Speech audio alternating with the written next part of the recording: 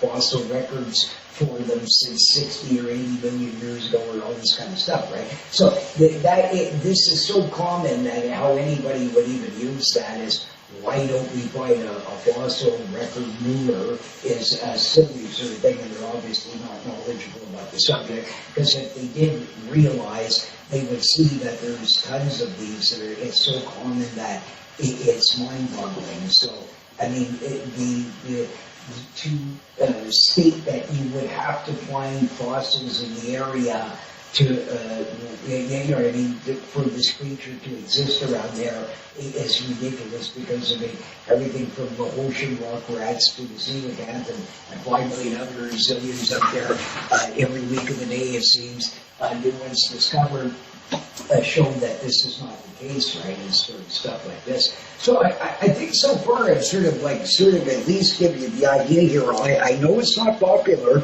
and I know a lot of people would still sort of have all kinds of arguments with this sort of stuff like this, but at the end of the day, no matter what, you can go to a museums and hold right in your hand giant skulls. So no matter who you are, skeptic or not, a giant existed in very recent times.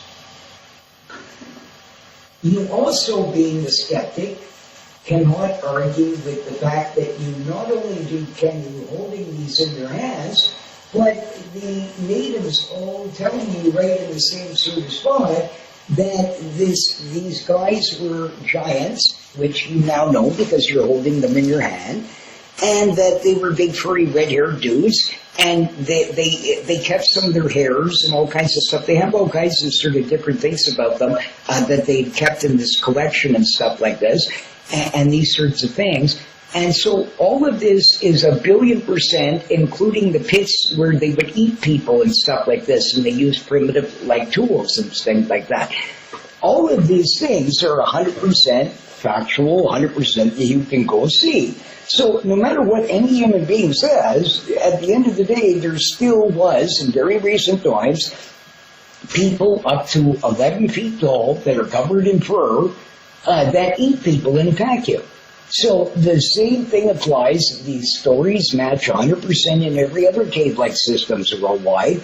So again, since you actually have real physical evidence of this, and sort of these different sort of finds like that, and these ancient burial grounds all over the place that were allowed to be excavated in the past, every week somebody was finding 8, 10, 11, 12-foot, 15-foot giants and stuff. It guarantees, again, that these people did really exist on our North American sort of soils and in Europe and every other sort of country mostly. And that these sort of, even in modern times, there's been a few of these ape-man wild people that are alive. The one lady's son is still alive, the one that she said the wild man had come and raped her in Iraq. Right, and sort of stuff like this. So these things are not disputable, and the thing is that we have these two Bigfoot communities and the scientific sort of stuff, and you're looking for hairs as samples of stuff, thinking it's a different unknown animal. Yes, there is probably an ape species or two mixed in amongst this that actually also exist amongst this, but they all have the same MO here, and this is why they can avoid us. And some might have more variance of intelligence than others. There's been groups of chimpanzees that have been found to use weapons and stuff like this, different tribes of them. Some walk in files like a general, and actually you have the general and stuff, and they actually walk in files, and they have a method of actually attacking other sort of other groups, and sort of hiding in the woods on you and attacking humans as they're going by, and weird stuff like this. So, I mean, there's these creatures are way more smarter than what you sort of think, and sort of stuff like this. And these native accounts, 100%, like Sarah Winemacher had said, 100% proved every single word she said was true. That there is no debating it. They're right in the museum. You can go look at them. So this sort of stuff. So I guess all I'm trying to do here is I wish these sort of Bigfoot people would all sort of argue with each other and all that sort of stuff, and everybody wants to shoot Bigfoot and stuff like this. As you can see here in these ancient descriptions showing the massive hundreds of years ago here, a lot of people, again, think this is sort of myth-wise thing that was created, but no, it's not. These were actually ancient tales because these guys there was probably wild people living in caves in Europe in early times, and the same thing, they in each country, they might have eventually went extinct because of these sort of behaviors. This guy goes out here, he mates with her, has a few children. You can keep this sort of running for massive eons forever, as long as you can produce some kids' offspring, even if they're freaks. They still could probably produce new offspring by now catching a new maiden out there occasionally, if you can't find one of your own sort of freakish, more hairy sorts, right? And this sort of stuff like this. So one way or the other, that's the bottom line here is that because they may have a human to, and in some cases chimp-like sort of stuff here, no matter what, they still have different abilities depending on the group it would be, how retarded or not retarded that they may sort of be, right? And sort of stuff like this. And so there'd be variances of this, and some might actually make primitive sort of shoes and do weird stuff where they're a bit more sort of advanced, right? Sort of stuff like this. And this sort of thing. So, and I mean, and as you can imagine, like, I mean, this would be very sort of feasible, this stuff. And this guy's got here a very sort of Bigfootish, typical wild man sort of thing, massive hundreds of years ago, again, matching natives. So the same guy in Russia tells you the same dude exists as this person making this quilt, or different artworks and stuff like this. And you can see, I mean, it's not feasible that this was all imagination, especially since we have physical evidence of these things, right? So, I mean, that's not disputable. Again, you can go look at it, right? So, films and photos. So next we'll start off with that sort of stuff like that. And this part's here. This is, I'm going to show you some new ones here. So now we'll go on with sort of about the like photographs and sort of movies and stuff like this. I mean, and the Patterson film, a little bit about that and that sort of stuff like this. For skeptics, this is a good section. For almost all photos of Bigfoot are fake, and almost most films. Not weekly, I look at them all. There's hilarious ones. There's one where these idiots, it shows like some kind of supposed female Bigfoot. She's got a baby with her. El Frauderuno in 2 seconds. I mean, it's a shitty costume. I can see even where her neck thing is, where the head was put on, and all this kinds of stuff. Every pretty well suits out there, and most of the sort of stuff you can instantly tell within 2 seconds is a fake. It's an old gorilla suit, and this sort of stuff like that. And so, same with the photographs and stuff like this. Very few of them have any sort of like remote sort of validity and sort of thing, which proves to me again that Sasquatch is way less common. These wild people or ape men or both, whatever, right? Sort of variances here that may exist are not as common remotely as what people think. And B, that also that they hide from us because they're having human intelligence to a certain degree. And so they know to avoid not leave their footprints in places as much if they can, unless they have no other choice and they can't help it.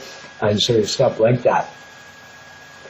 And so, as I was talking about before, so with Ivan Marks, there was some of the films of the crippled Bigfoot and different ones like that. You know, we won't go on to those sorts of films like this, but I will talk about some here that I believe do have some credibility to them, and the only ones that I've seen so far.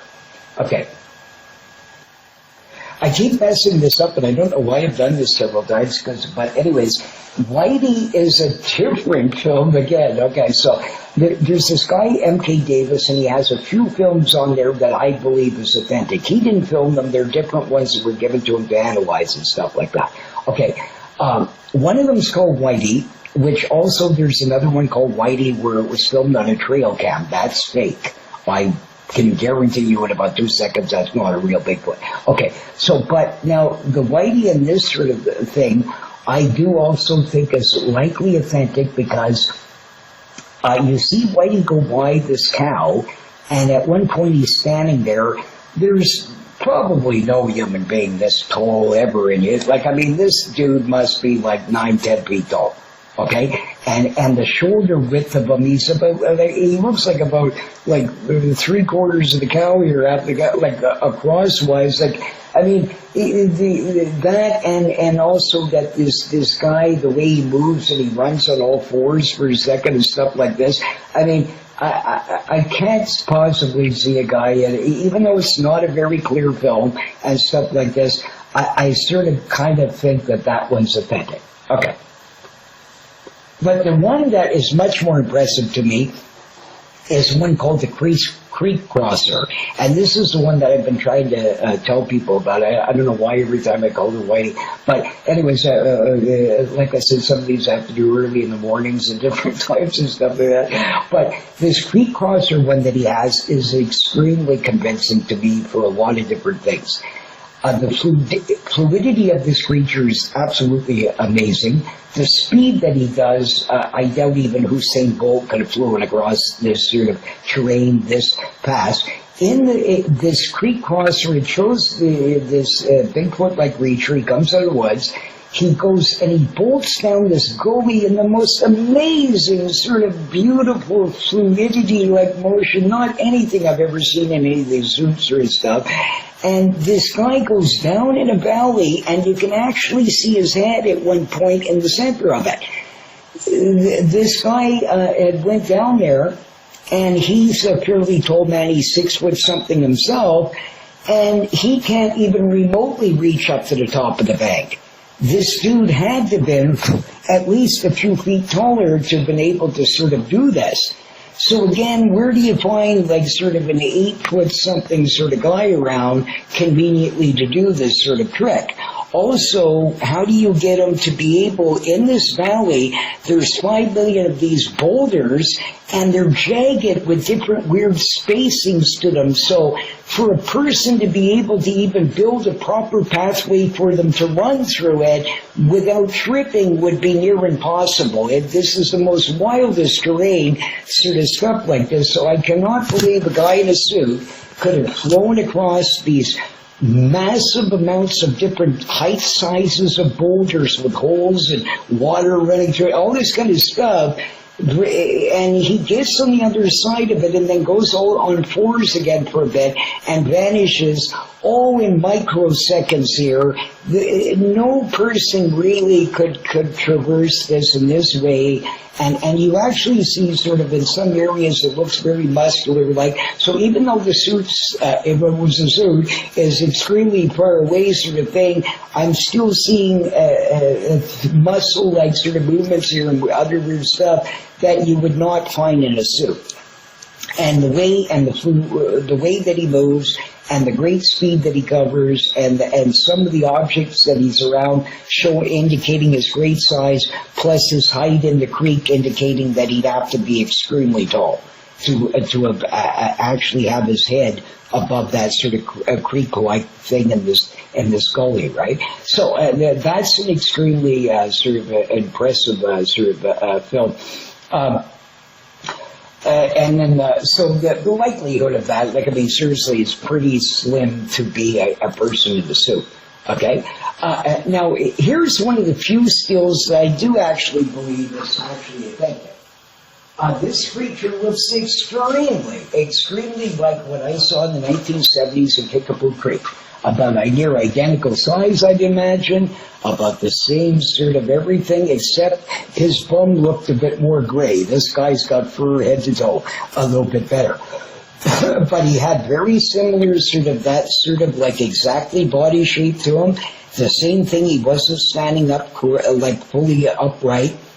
and sort of stuff like this. So that may actually be a real sort of juvenile sort of Sasquatch, or some unknown sort of great ape, or a sort of furry humans that sort of is out there, right? But this picture I find sort of it was caught on a trail cam. It's very convincing. It has very good. You can see little muscular like sort of stuff to it, different hair lengths growing in it and stuff. It would be much more difficult to design a suit like that, and a lot of things to it sort of is quite convincing that it's probably good, unlike compared to this ridiculous one here on the photos on the left, right?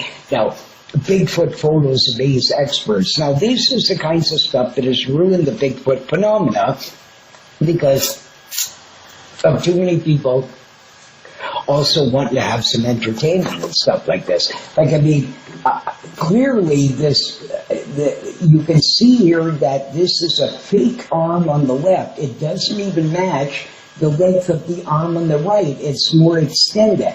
So likely this guy was in the suit, and you can see 3/4 way down exactly where a person's hand would be, around where his knee position is, just above it. You see all of a sudden now it bends and does this weird thing, and the hand doesn't even look normal like the other hand does on the other side. So my suggestion is simply that this guy just put some kind of little extension there to give it this weird look for the photo. The ears are ridiculous. It looks like Batman ears, sort of thing like this. You can see sort of, and the muscular, you don't see any of those sort of muscles in it, stuff like that. And the shitty like fur sort of is equal all across. And a lot of stuff like the legs are way too thin, sort of likely to be a creature of this sort of breadth of stuff of a typical Sasquatch. And 5 million other things about it scream El Frauderuno, as you can humanly sort of get. However, I'm going to go on about the Patterson film soon, the most convincing of it, but I put this film now, nobody's talking about this. Bigfoot people hate this film because it doesn't fit in with their regular Bigfoot ideal sort of thing, but no matter what, this young fellow boy in Russia, this older man, not massively long ago, had shown this sort of a creature in these mountain ranges here, same sort of not far off from the sort of where those poor people got slaughtered and this sort of stuff like this. And as you can see, look at these forests. I mean, they're mind-boggling, the size of them and stuff like this. But this creature comes out. There is no way on this earth I'd be almost near willing to hang myself. I'm so convinced that is a living sort of great ape of some sort that I seriously, even the Patterson film in a few ways does not convince me as much as this one does. And that's insane because I've watched Patterson film a zillion times and fully believe in that is an actual authentic sort of a wild sort of ape human of some sort, whatever it is, that is walking there. However, this film does some stuff that even the Patterson film doesn't do, and this creature is able to move through an incredible thicket forest, get on the other side in microseconds. Not Usain Bolt, not anybody on this planet could do that, what he's doing, but he does it mostly by jumping. No human being in this universe could leap in these kinds of stuff like what you see that this thing does. Also, his arm to leg length ratio is massively longer. I would estimate somewhere probably around 40% longer than any sort of normal human, typical human being. If you watch this, analyze it, go look at stupid videos where you'll see a typical one. Just pick any video out there where the guy says it's Bigfoot. Go look at it because it's not going to be really Bigfoot. I mean, 99.99% of these are fraudulent, right? But there's a few out there, and this is what I'm saying, that this to me is the most credible evidence. I could look at this film a trillion times. I guarantee you it's not a dude in a suit. It's impossible. Beyond any human sort of way in my mind, could some guy move that fluidly and get across that gigantic terrain. I'm only showing you a little picture of him, but look at his arm mass that I spread out. I froze this frame by frame massive amounts of times. He moves so fluid and so incredible. This is this third kind of species that they describe. He's definitely more some kind of wild sort of ape-like thing. I don't think it's a wild human. I think in this case it is a truly unknown sort of great ape for science that lives also in this region. And this is the confusion, because you have the big giant wild human guys, you got the little wild human guys, you got medium wild human guys. All natives sort of report some of these, some with clubs or arrows or different weird stuff, that a lot of people are seeing that they think is a Sasquatch really is the same thing. But however, I believe also that these other variants exist, that there's probably at least a few kind of great ape species that have eluded us, and this is definitely one of them. This guy is not a typical Bigfoot, but he still is important. He's really a Bigfoot thing. It doesn't matter. At the end of the day, whether you saw a giant human, whether you saw a Gigantopithecus, or whether you saw this kind, or some other sort, they all exist. They just have the same sort of MOs. They're all very intelligent. Even, like I said, monkeys can be trained to do all kinds of stuff. There was this orangutan that was in a bar in Texas, okay, that could do over a friggin' 1,000 kinds of drinks. Knew every kind of drink. Women from around the world would actually come and visit this orangutan. They were in love with him. And they would buy him sort of drinks. He would have drinks with you. He smoked cigars. He loved smoking cigars and stuff like this. And this guy knew every denomination, so he knew how to change German money, sort of French money, U.S. money, and give you the exact change for the kind of drink that you bought. Okay? This is an orangutan doing this. That's way better than a lot of most humans. I mean, I go to some of our big coffee shops here, and I can't even get the girl to figure out how to put in 2 creams correctly. So, I mean, seriously, so if an orangutan can sort of do that, you can't say that a great ape wouldn't be smart enough to sort of evade us. They don't want to get caught. They know we're sort of enemy and might kill them of some sort. So no matter what variant it is, they all have the same sort of habits here, the same MO. They live in cave-like or very thick forests. They try and stay away from people, or they sneak up on you cannibalistic and kill you. But one way or the other, that's stuff like that. This is what occurs. And if you really look at the span of the arms of this creature, here he's jumping way up in the air. This guy goes bing, boink, boink, boink, boink like this, and he's covered a gigantic distance that Usain Bolt couldn't even run straight in the same sort of amount of speed, yet this guy's doing it half the time leaping or running on all fours. I mean, the most astonishing thing I've ever seen. So, even more convincing in some ways than the Patterson film to me. I've watched it many times now. I know a lot of Bigfoot researchers hate this one and don't like it because it sort of doesn't fit in there with their normal Gigantopithecus theory and stuff like this, but nevertheless it exists. He's here. This is a real film of a real unknown anthropoid ape of some sort, or wild human that can really jump around. Whatever the case, it doesn't matter if there's different variants and this sort of stuff. They're real. The bottom line is that they actually truly do exist, and that sort of thing. So I love this one. I'm so happy that this young fellow was able to get this on film, because I mean, all these years I've wondered, why is it there only the Patterson film and no other one sort of like this that I can find that, you know what I mean, is convincing enough to waste my time on, sort of thing like that. And there's one other one that I didn't put it in here, but it also comes from Russia, and there's these people, they're skiing, and this Bigfoot-like thing, you don't see it very long. It's only on for a few seconds. He's running past this sort of thing. I doubt very much in the universe that any human being could traverse through that high of thick snow like that at that speed in a gorilla suit. So that one's probably authentic, but unfortunately it doesn't have enough sort of visual stuff in it to make a pure indication sort of one way or the other. But if you want to see an amazing film, watch this and see how quickly, and then look how far he is off in the forest when he appears again. and try and think in your mind, could really some person, and go try it yourself, see if you could sort of do the same kind of timing like that and cross a giant, several football, like a football field plus sort of the area here, sort of in a microsecond like that, see if you could do it. It ain't happening. So only some great sort of giant ape with superpower that can make, these 15, 20-foot leaps and all this kind of stuff, like a big kangaroo would do, sort of thing. Only something like that could actually do that. No person in a suit, and no human has arms that sort of length like that, or any of this sort of stuff like that. So it's a fascinating sort of thing. I won't sort of go on too much about it, but it's not popular because of this sort of, it doesn't fit with the regular Bigfoot sort of regime. But nevertheless, he exists, and he's just another sort of great ape out there that has eluded us, sort of stuff like this. And this might be this version called the mink, they call it.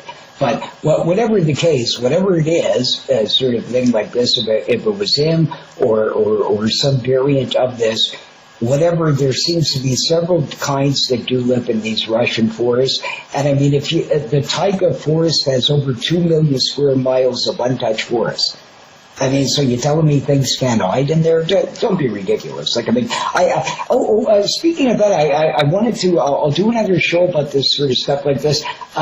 Other things that may still actually exist in Russia, and just as a little sideline, I found some fascinating evidence that nobody's ever seen before, that I'm going to show there, where I actually found this queen in Russia that actually owned, get a load of this, mammoths. She owned mammoths. There's actual paintings of her riding around in them.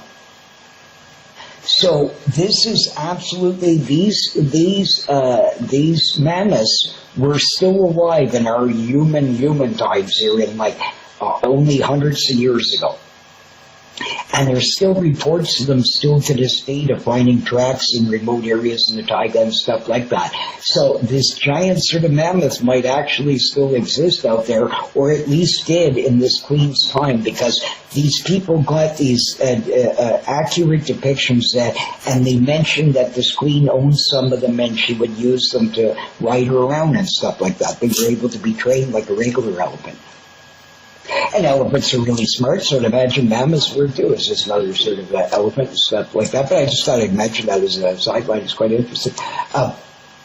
So anyways, but the best one that you can look at and restudy time and time again, like the best film of actually looking and studying even more so, is definitely the Patterson film. And I have such a long history with this film, it's insane. The first thing that I got to see is when Roger was showing it around in the local sort of theaters and stuff like this.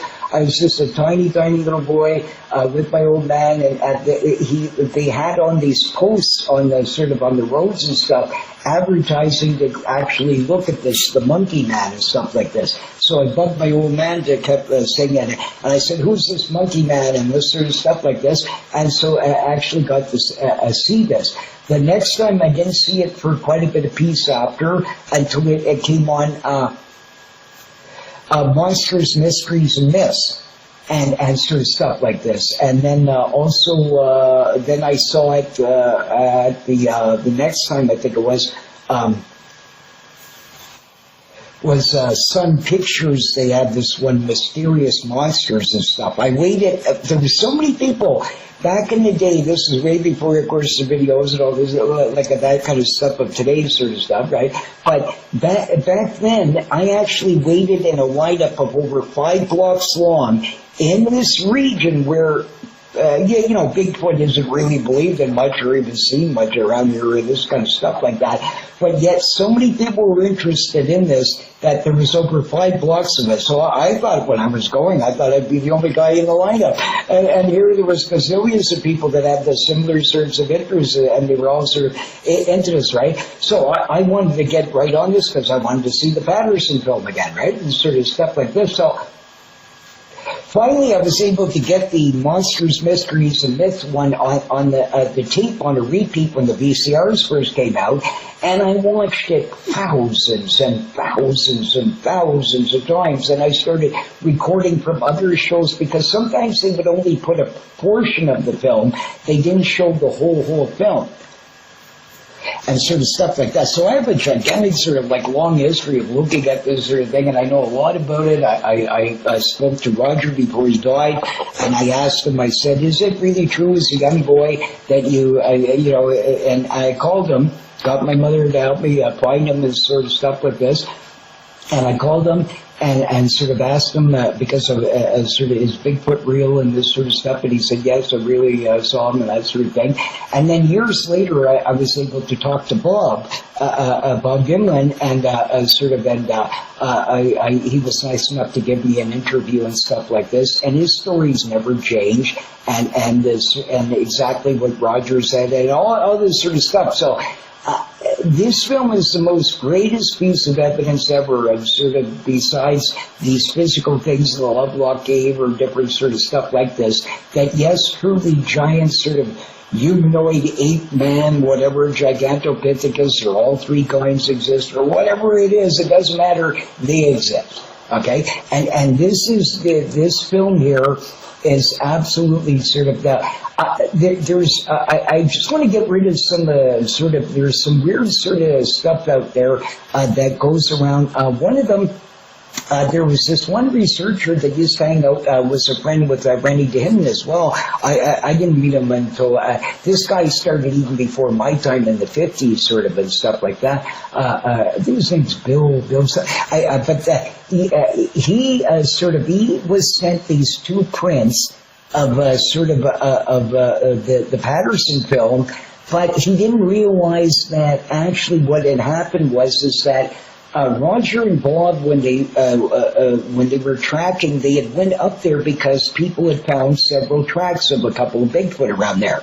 So the tracks that was sent to this guy was actually Patty's track, the main sort of feed. But the other foot that they had sent him was actually from the other sort of footprints that they found of a different Bigfoot, right? So this is where this confusion. So this guy is always put out sort of that he's suspect of it a little bit sort of thing, because why was the one foot bigger and smaller than the other? But he didn't realize that these guys, all of them had taken a lot of casts of both of these sorts of prints, and to let experts or different people look at them, they would send them a copy, but sometimes they sent them both. So they only sent one of Roger's sort of film, but they also had sent one of this other sort of a cast that they had found. So that's where the confusion was. But this guy, every time when they do documentaries, this young girl's trying to sort of make Bigfoot, like the Bigfoot film a fake, by talking to this guy and saying, you know, it's a bit suspicious. Why would the foot be different? Sort of like to try and get, again, you to be sort of in judgment of the film, not actually knowing the facts. But the reality is that the two footprints are identical, that they have sort of many of that of left and right footed patties. But the print that was sent to this Bill guy actually was a other print that they had found in this sort of area. So I just wanted to clear that up for him or any of these people that sort of have heard this story, or for that young silly girl there trying to sort of convince you that the Roger Patterson film is fake because the footprints are different. It's not the case. Simply, they sent these out. This was normal for them to do this. Because they had a couple of prints and they wanted people to look at the different prints. So the confusion was, because everybody's talking about Patty, they just presumed that both came from Patty, but no, one was from another sort of track that was found around the area too.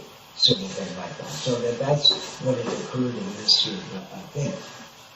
Now, here's the interesting facts about this sort of film.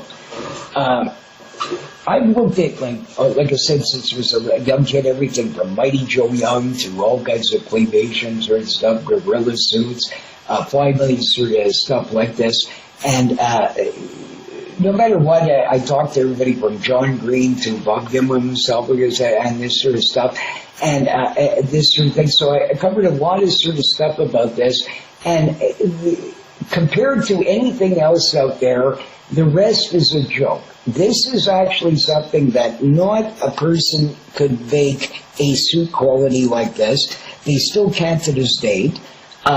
Nobody can weigh the sort of weight that was provided by this creature, man, lady here, sort of thing, right? And many, many other things about it that is beyond sort of possibility of a faker in a suit. And so here's the sort of stuff. Roger Batters and Bob Gimlin in October '67 had been looking for Bigfoot after hearing about 2 sets of tracks found. One researcher in a recent interview, as was mentioned there, had tried to claim they were 2 different cats, right? And helping the skeptics here, but the reality is that's not true. They were actually 2 different sort of footprints that they found. They weren't sending them both saying that was both from Patty, sort of stuff like this. So there's that confusion, right? Anyhow, Roger and Bob decided to try the same areas where these tracks had been found. And they had went down there already and searched around and stuff like this one last time. And so they went back down to this Bluff Creek. And Bob records of events have never changed, or what happened was they were down towards the creek when the horses reared. And then all of a sudden they see Patty and she gets up from a creek bed, she must have been drinking water, and starts walking off. Roger then rushes to his saddlebag and sort of took out the camera and started fuddling with it. It was a rental camera, and in fact, he was actually was being fined because he couldn't afford to pay for the sort of rental costs, but it was late actually through stuff like this. But other people started making up that he had $1 million backers and all this. It was with an actually poor sort of quality sort of a video camera and stuff like this. Yet he's able to get a much more convincing film than any people with much more better quality equipment sort of up today. But anyways, yeah, I believe the sort of even the horses when they reared on the sort of film, they got scared because of course, yeah, that you would, but you wouldn't be scared probably if you already had the Bigfoot guy in the suit there and you're doing some practice filming here to, okay, let's get Bob to be over here. He's going to stand by the creek. He's going to stand up. The horses would have already seen him in the suit 5 million years ago and sort of been already used to him and not reacting that way. So I find that even sort of believable how the horses sort of reared up and stuff like that. But anyways, so they look quite startled. So he gets it out of his knapsack, and here's where it's the beginning of the film that beyond anything else in the film proves to me that it has to be real. What happens is Rogers trips on this log, okay? And you see as he's tripping, you see the camera falling down, you watch the entire sort of thing. As he's sort of starting to stand up and sort of balance himself, the camera's swinging, you see his footprint in the ground.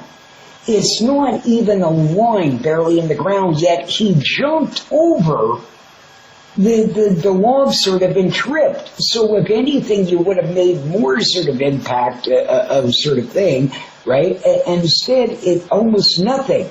But not even 2 seconds later, as the camera's now swinging up, I show you that print up there that I showed you before, Roger's print, and now it's inches in the ground. So if Roger, let's say, with 150, 200 pounds sort of range like that, okay, this is like the depth it would take would be like 10 to 20 times the amount of weight to sort of be able to get the same sort of depth down. And remember, the wider your foot is and the bigger foot it is, the more weight that you require to sort of sink this level. When Roger and Bob were on their horses, they actually, their horses, with them sitting on it, could only reach halfway down of the tracks.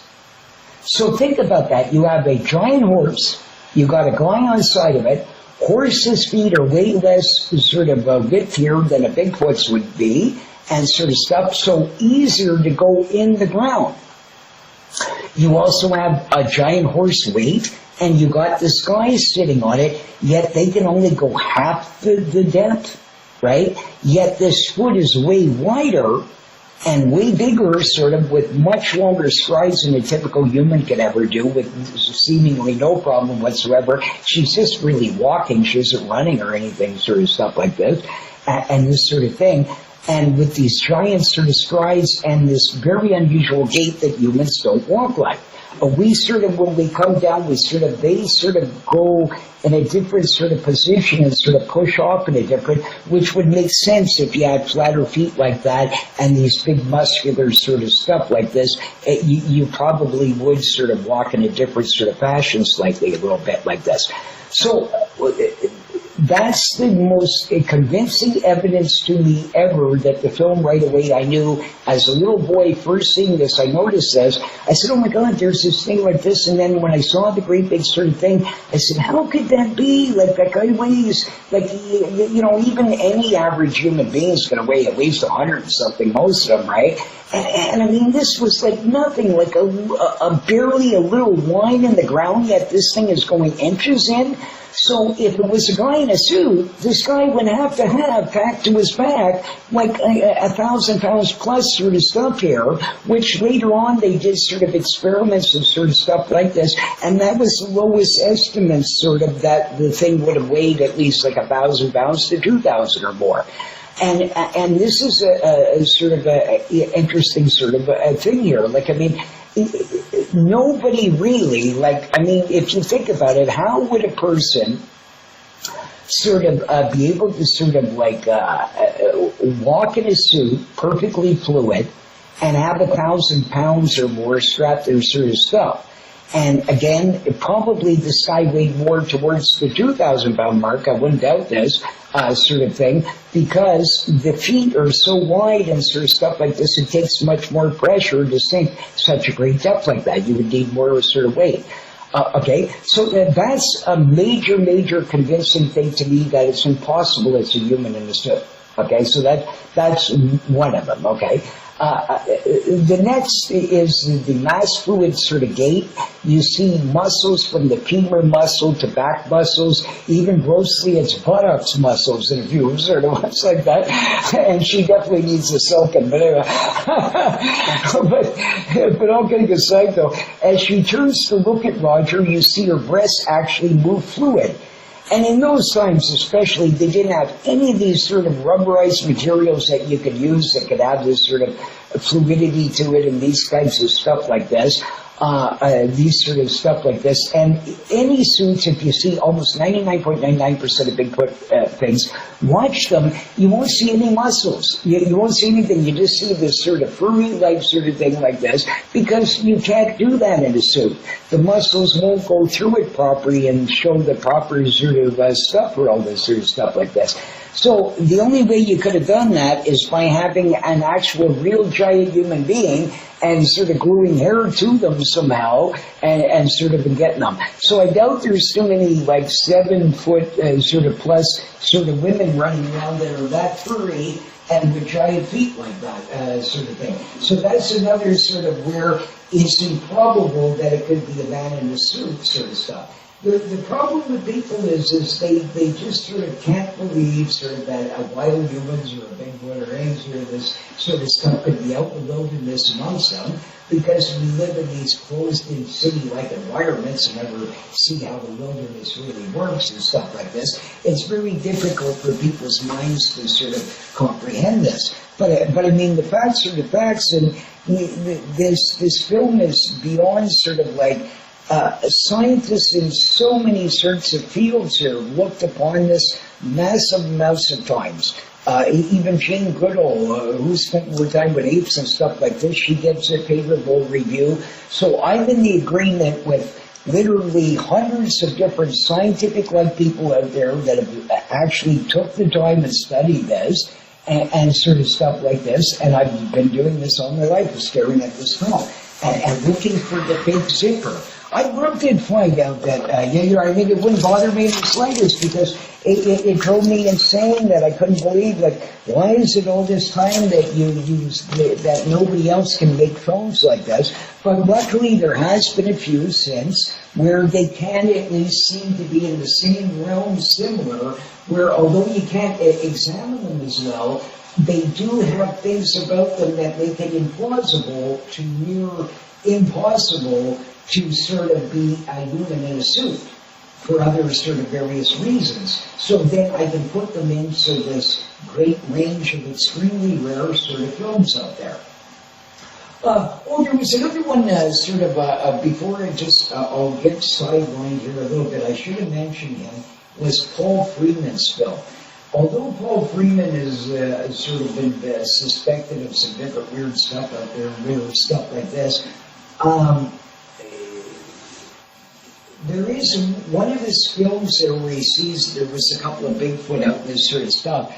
I kind of doubt that also was a person in a suit, and it may be correct that he really saw this. He may have done some weird stuff with the Bigfoot phenomena to keep money going, or who knows, like, I mean, that's sort of all these different things that people have said that, his involvement with different sort of stuff. But that's here nor there, that still wouldn't make the film.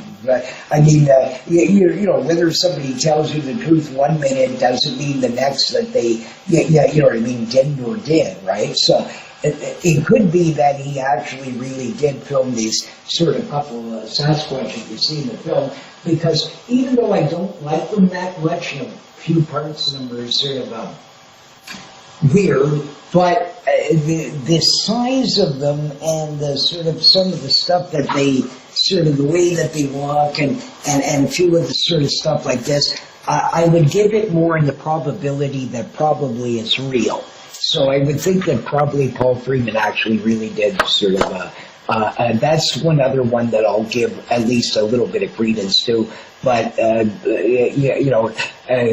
not remotely in the Patterson range anyways, sort of stuff like this. So here's some other things, like people got on the scene very quickly, okay, and the investigators that were taking casts and doing measurements tried to depths of prints averaging a few inches.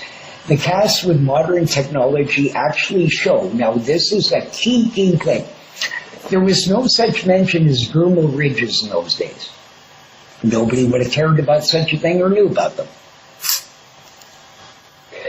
They weren't sort of, it wasn't a mentioned sort of thing around. It's sort of only a scientific thing, but sort of like in footprints and fingerprints and stuff like this sort of thing with these sort of, that sort of stuff, right? So it's the odds of Mr. Patterson here actually been able to put dermal ridges in a rubber suit, okay, in the 1960s to envision that someday people in the future would find out about dermal ridges and then investigate those prints and find them in there to fool the world seems the most insane sort of unbelievable stuff that humanly could be. So the odds that he actually was that genius to even be able to create fake dermal ridges in the sort of footprints is beyond sort of like plausible to me in any way, shape, or form.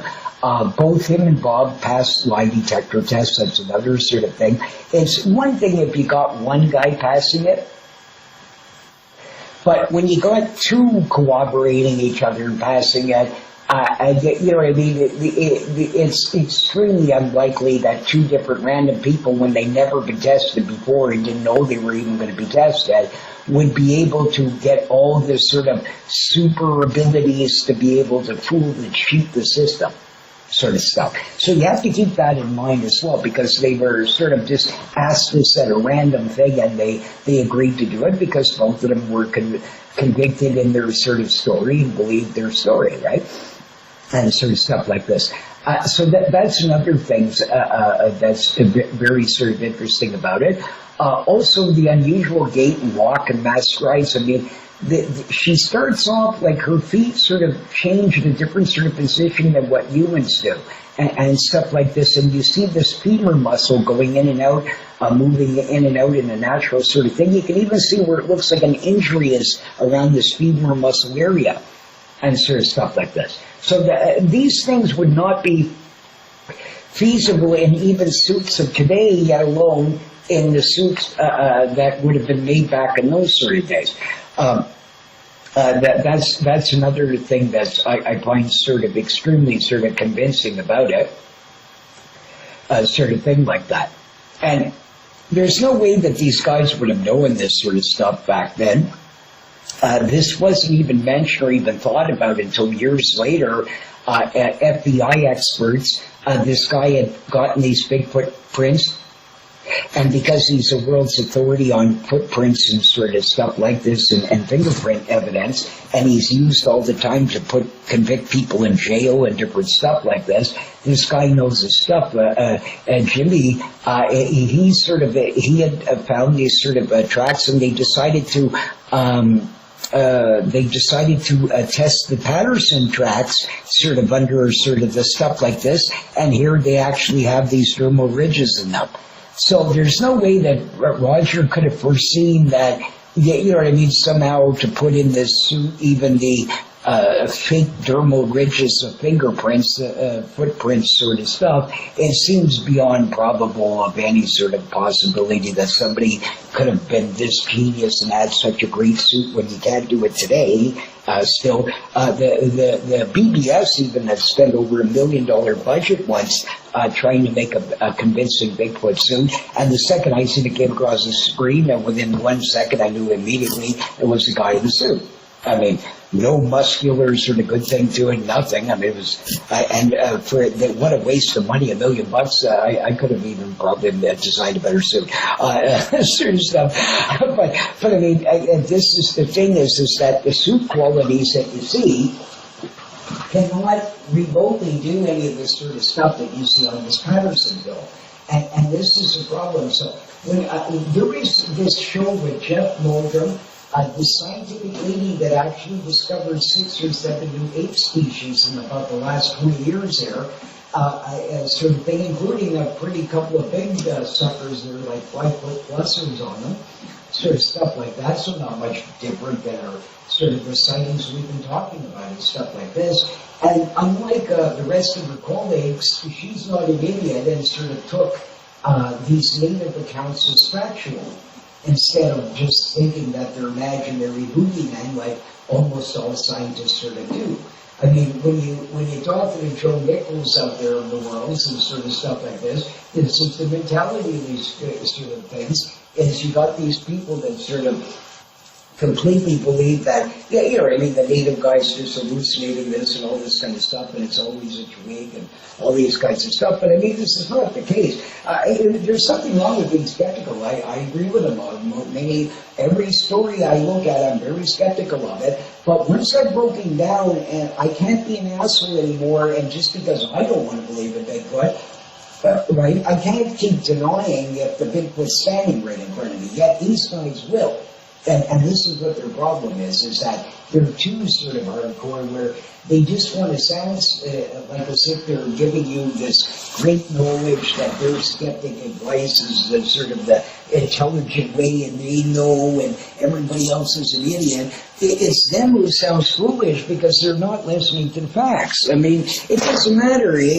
Why is somebody skeptical of the Bigfoot monster when you can go look at him in a cave and when you can go look at him in a museum in Arizona, you can go look at his skull, you can verify that these dudes grew up to 11 feet tall and they were covered with fur. There's nothing more to argue about. Yes, somebody 10, 11 feet tall lived in a cave covered with fur and he ate humans. So, but you'll get these kind of guys that, even no matter what, even if Bigfoot was,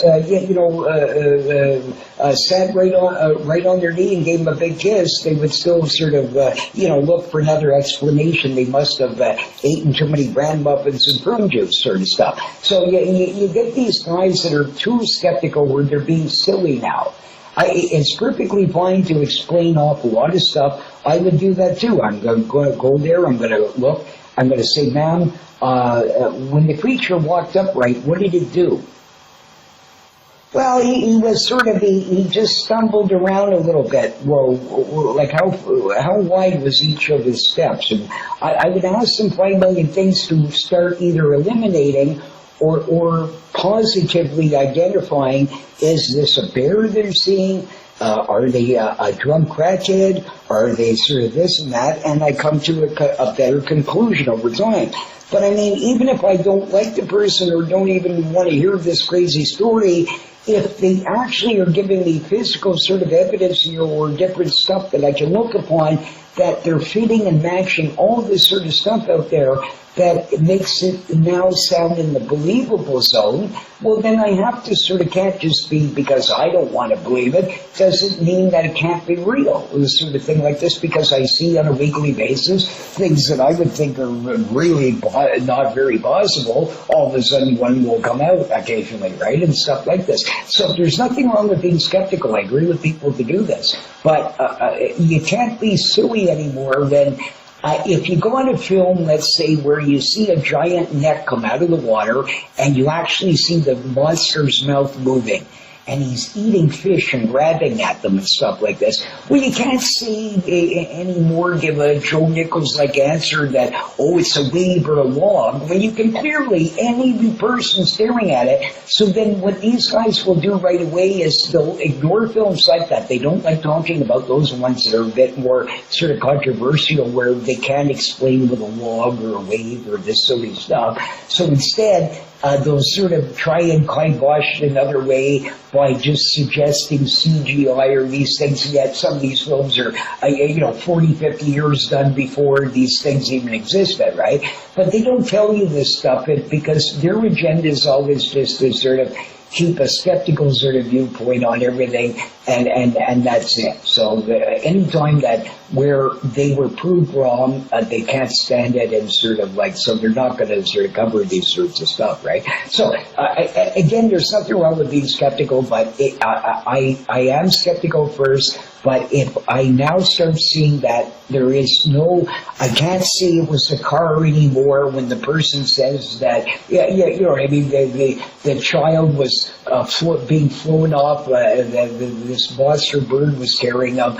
I can't believe anymore it was a car that flew over the cliff, when numerous witnesses are telling me, no, I don't find any car down there.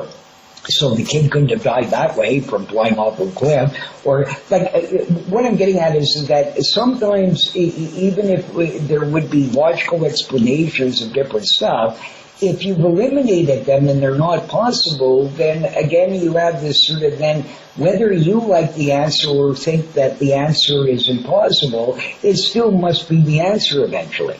If you've eliminated every other sort of possibility out there, sort of stuff like that.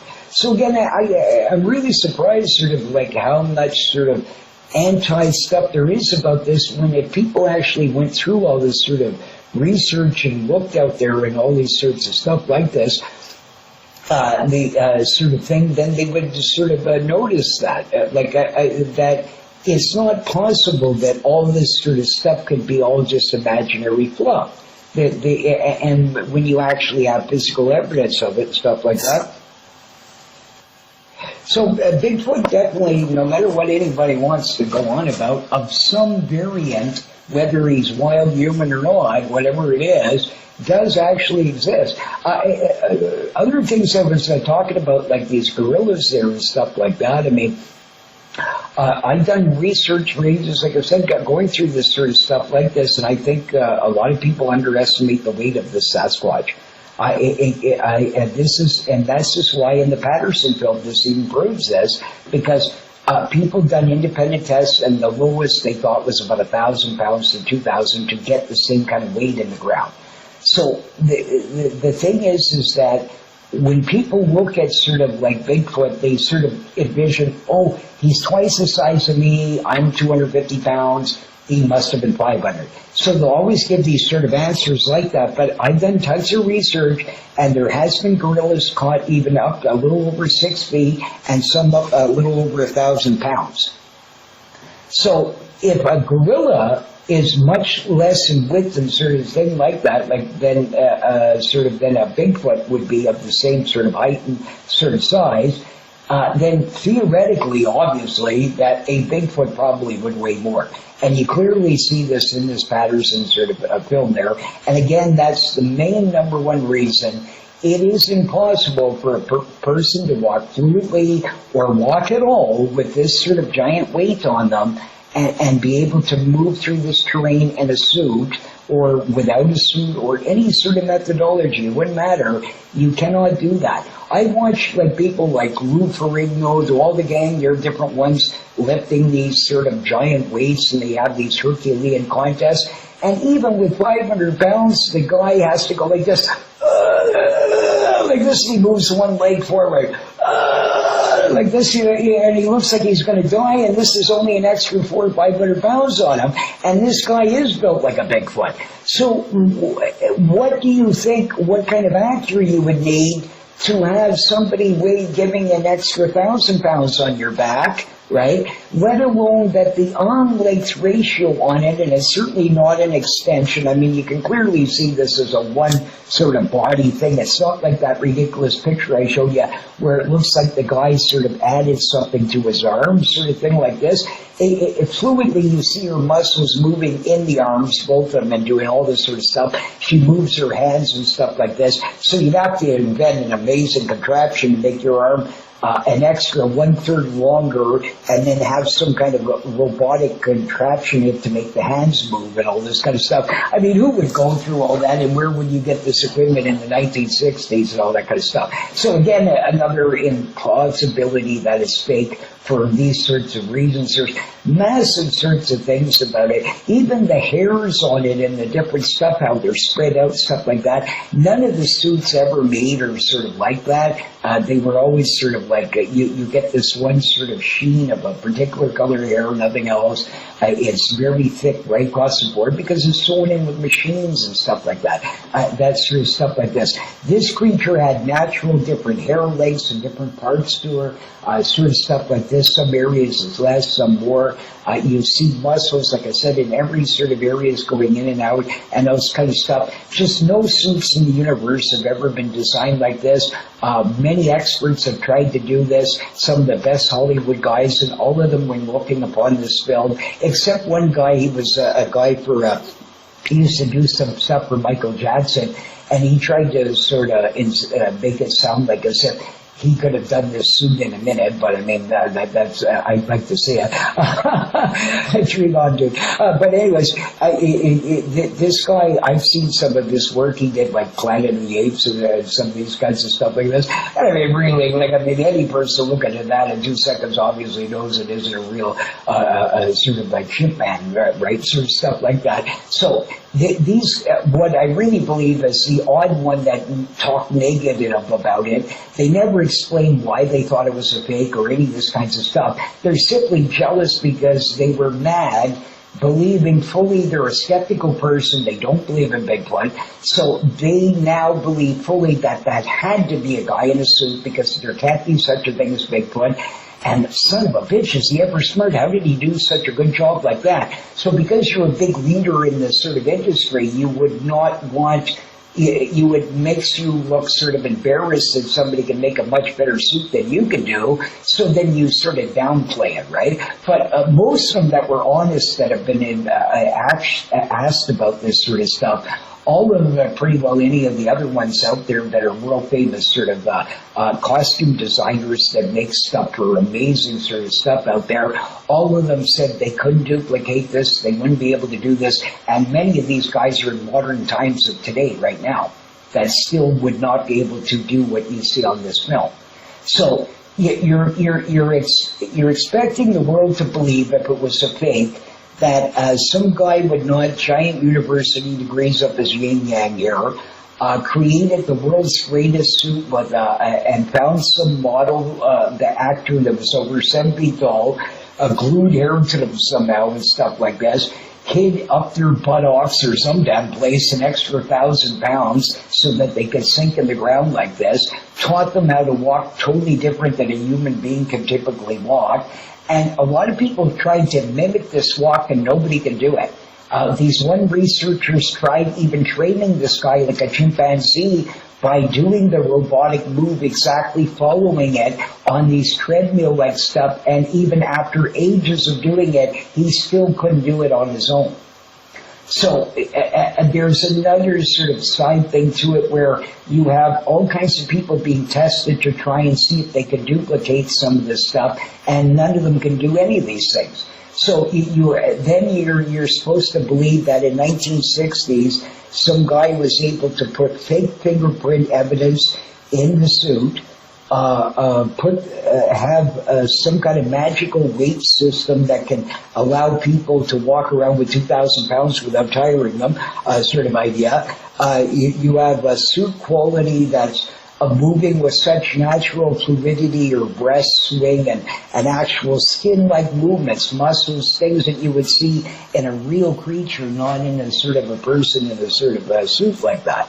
So that's one of the things is I think a lot of people underestimate the weight of sort of Bigfoot.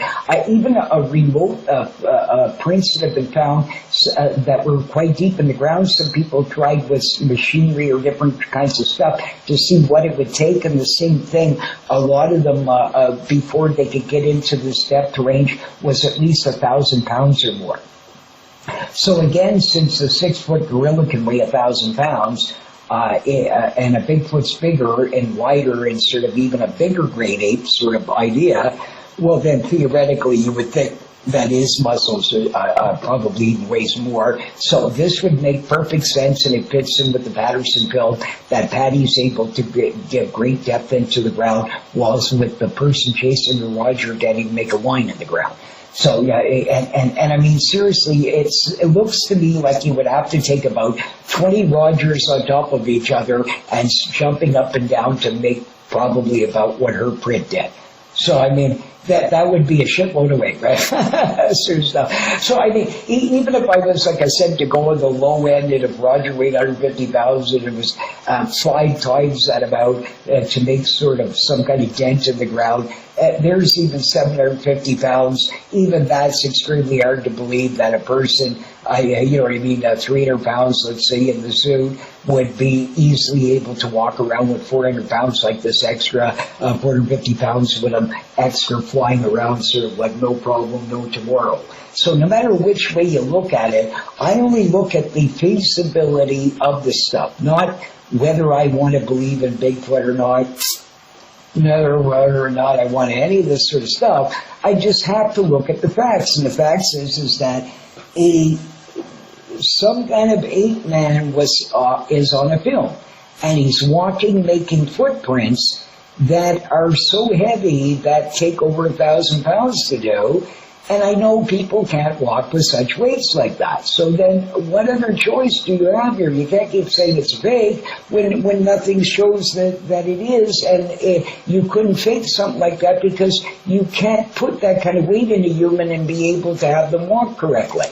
You know, so I mean, there's all these sorts of stuff to this, and sort of the natural movements. You even see sort of his hands or hands moving in certain sort of like this.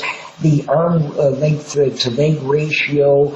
Again, Bob and Roger passing Langley test and all this sort of stuff like this. I mean, these sort of stuff, and the people. There was people. Another thing.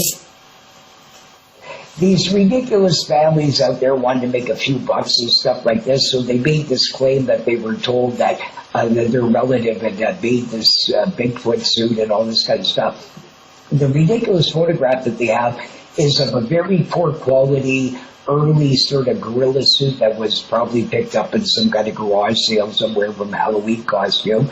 Nothing to do with the Patterson in a film, and it certainly is not the Patterson suit if it was a suit, because the hair is completely different color even, everything. Every person that claimed they were the guy in the suit, or made the suit, none of these people even knew where the area was. They couldn't even go back to the spot. That's one thing, right? B, none of these people could provide a suit, not a single one of them. C, none of these people, they asked them, I said, well, could you show us how you do the walk? Oh, well, I'm a bit old now, I can't do that anymore. Yeah, this kind of stuff like this, you see what I mean? Like, nobody the people that made this claim, and of course there's going to be losers out there that want to get their name out there. Your people do all kinds of weird stuff. So just because some guy says he was in the suit and made it, is that believable? No, because I mean the guy hasn't provided you below zero evidence that he was the person in the suit, right? He has no proof. He's not remotely tall enough. He doesn't have the suit, and if you knew how to make the suit then, whether you're 90 years old or 2 years old, when you did it, it doesn't matter. You would still be able to make the same suit now. So all of these people, when they ask them, say, well, why make us a new suit? So, like this because they can't. This is the whole thing. They just made these things up and put this out in the news, tried to sell books or pamphlets or get interviews so they can make $2 to falsely make these claims, but below zero evidence for them. And I mean below zero. I guarantee you none of these people made that suit, Evans's suit. And I guarantee you none of these people that claimed they were in the suit was in that suit. So, like, I mean, no matter what, none of these people, it's a joke, right? Like, beyond sort of retarded. Like, I mean, how anybody even listens to these people and gives them even 2 minutes of their time, I would laugh in their face. Because the only, like I said, one guy out of about 10 that have now claimed this, only one guy can even provide a picture of a suit, and it was a really old photo with a shitty old gorilla suit that you could tell was picked up probably from some kind of old sort of costume shop or stuff like that. I mean, very typical of the day what they look like, and nothing like the Patterson film at all. So, I mean, completely a joke, but I mean, yeah, you know, you can't blame these families. They probably just wanted to make a buck or two and that sort of stuff like this and this sort of stuff, right? Other sort of stuff like, I mean, things about it that you got to think about too.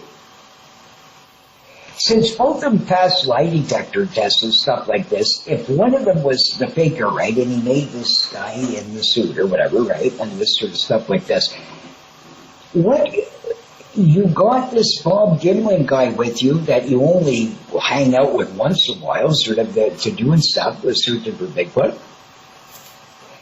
and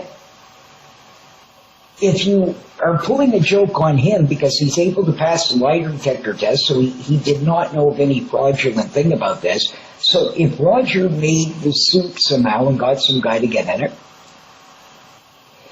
would he not be making a giant risk here that this guy might shoot him? How do you know how Bob's going to react or not?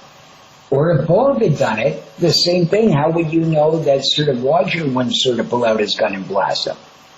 Even if somebody says, no, I wouldn't shoot Bigfoot, a lot of people would react. I mean, if something was coming towards you like that and you're scared, then you might change your mind and shoot, right? So if it was a person in an acting suit again, you'd be taking a very giant risk there.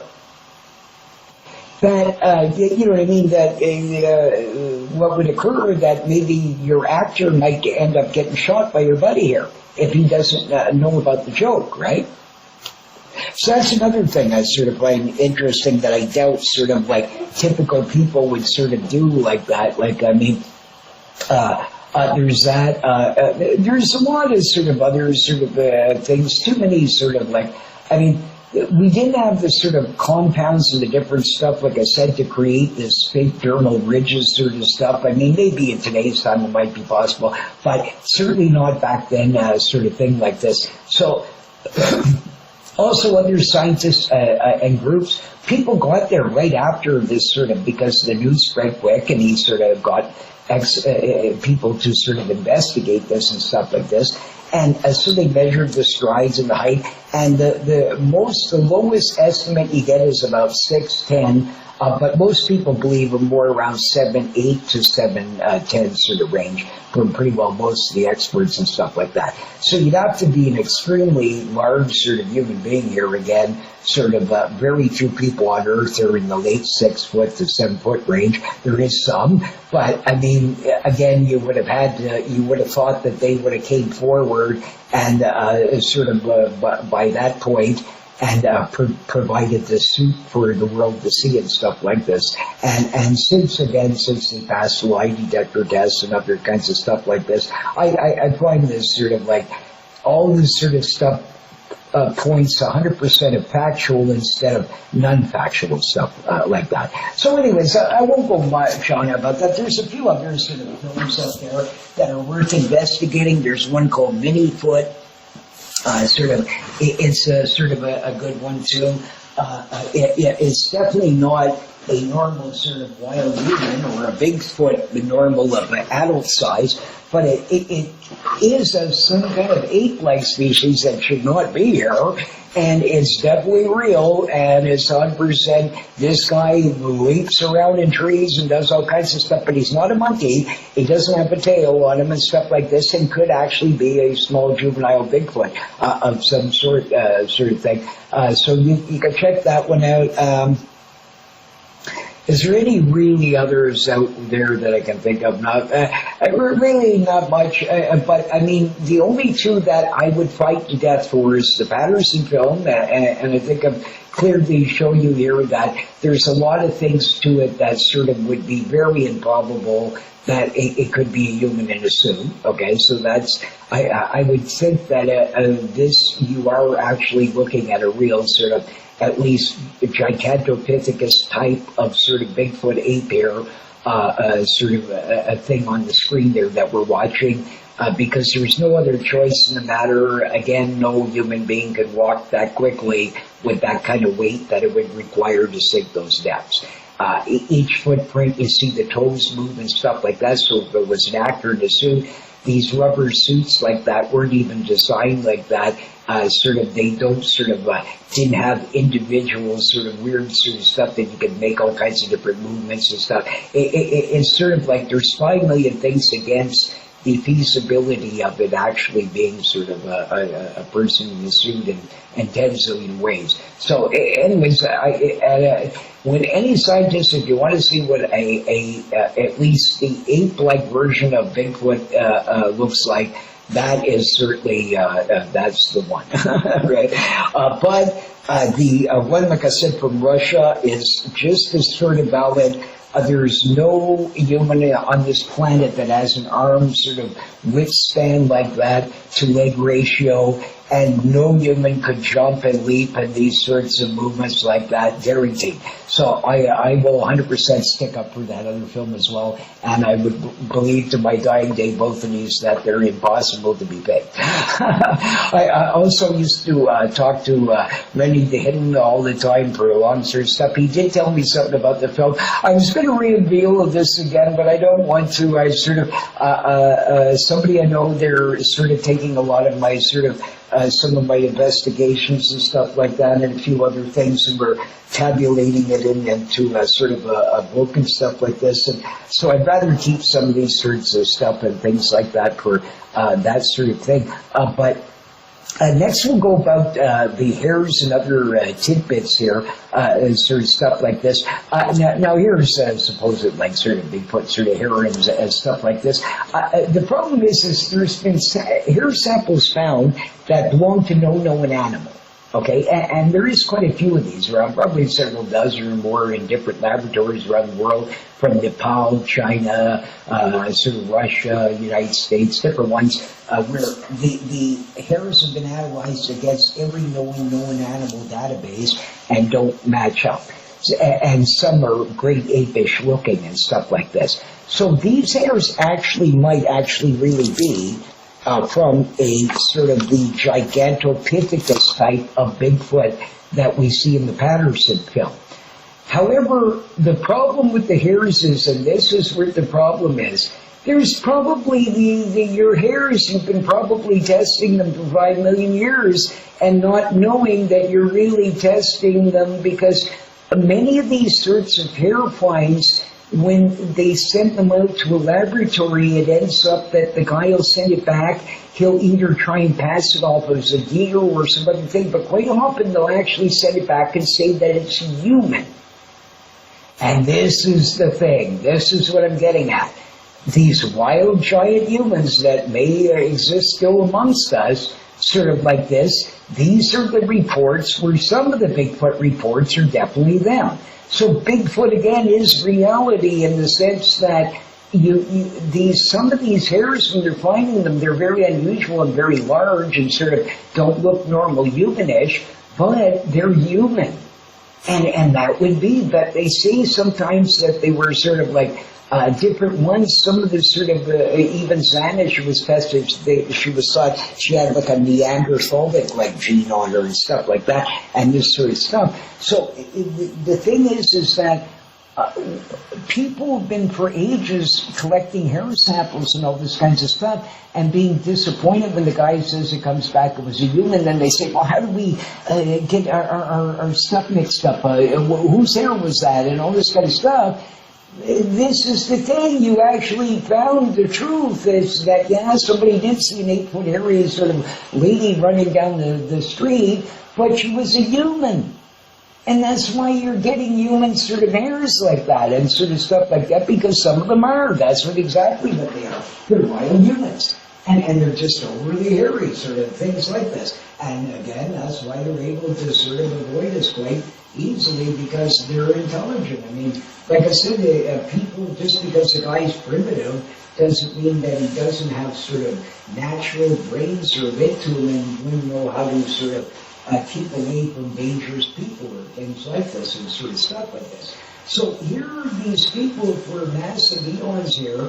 We've been trying to collect hairs and evidence to prove sort of the point, but the thing is we might have thrown away actual real Bigfootish hairs here many times when these guys claimed that they were human, because they were true. Yes, they are human, but they're still a Bigfoot sort of hair because they belong to. The hair came from an 8-foot tall giant hairy humanoid. You sort of mean, like sort of stuff like this. So this is a problem with some of this stuff. Also, some of the DNA they say, they come back and they say was similar human, and sort of stuff like this. Again, because now they think it must have been contaminated, because how could there be human DNA in it? That's the answer, because he's a wild sort of person in this particular sighting. Like I said, not all are like this. Some of the Florida swamp apes are not likely a human. They seem to be some kind of wild orangutan sort of like a creature, sort of thing like this. So there's different sort of varieties of these things around, but they all have the same MO, the same sort of stuff, and there's just a small amount of them here, but they all are sort of out there. And this is the sort of thing, is that many of these hair samples that we're looking for the wrong stuff here, because we're throwing out samples that possibly is the real truth, that it is actually, in that particular sighting, a wild human. Okay, so I don't think these hair things are going to be ever great until somebody can actually fully prove all this sort of stuff, when one of these giant hairy ape-men cave guys are still living around here where we can catch one in recent times, then we can sort of resolve the matter. But until then, we do, even though we have physical evidence and hairs of them in caves and all this kind of stuff, and yes, they're human and giant 10, 11-foot monsters and all that kind of stuff, and they fit the Bigfoot, and yes, they must be responsible for some Bigfoot sightings, but that's still, in the whole sort of scope of stuff, people have been sort of always looking for an animal sort of hair-like thing, so when they get these answers back, they sort of then give up or think it was contaminated, but I doubt this. I think a lot of these actually were probably from a wild sort of giant human, where a certain portion of the sightings are from these sort of things. So that's another thing that makes hair samples not really sort of like that great in some sort of ways. This grade 8 though types and stuff like this, there is a few hairs out there that have been found that are translucent that might actually belong to one of these kinds, right? And this one is fascinating. I like this one because these hairs are sort of magical. If you had them covered on your body, by you turning a certain way, you can now become almost invisible. And you see cultures everywhere, they all tell you this quite often, like as if this Bigfoot beast just disappeared, he went behind a little tree and seemingly was gone.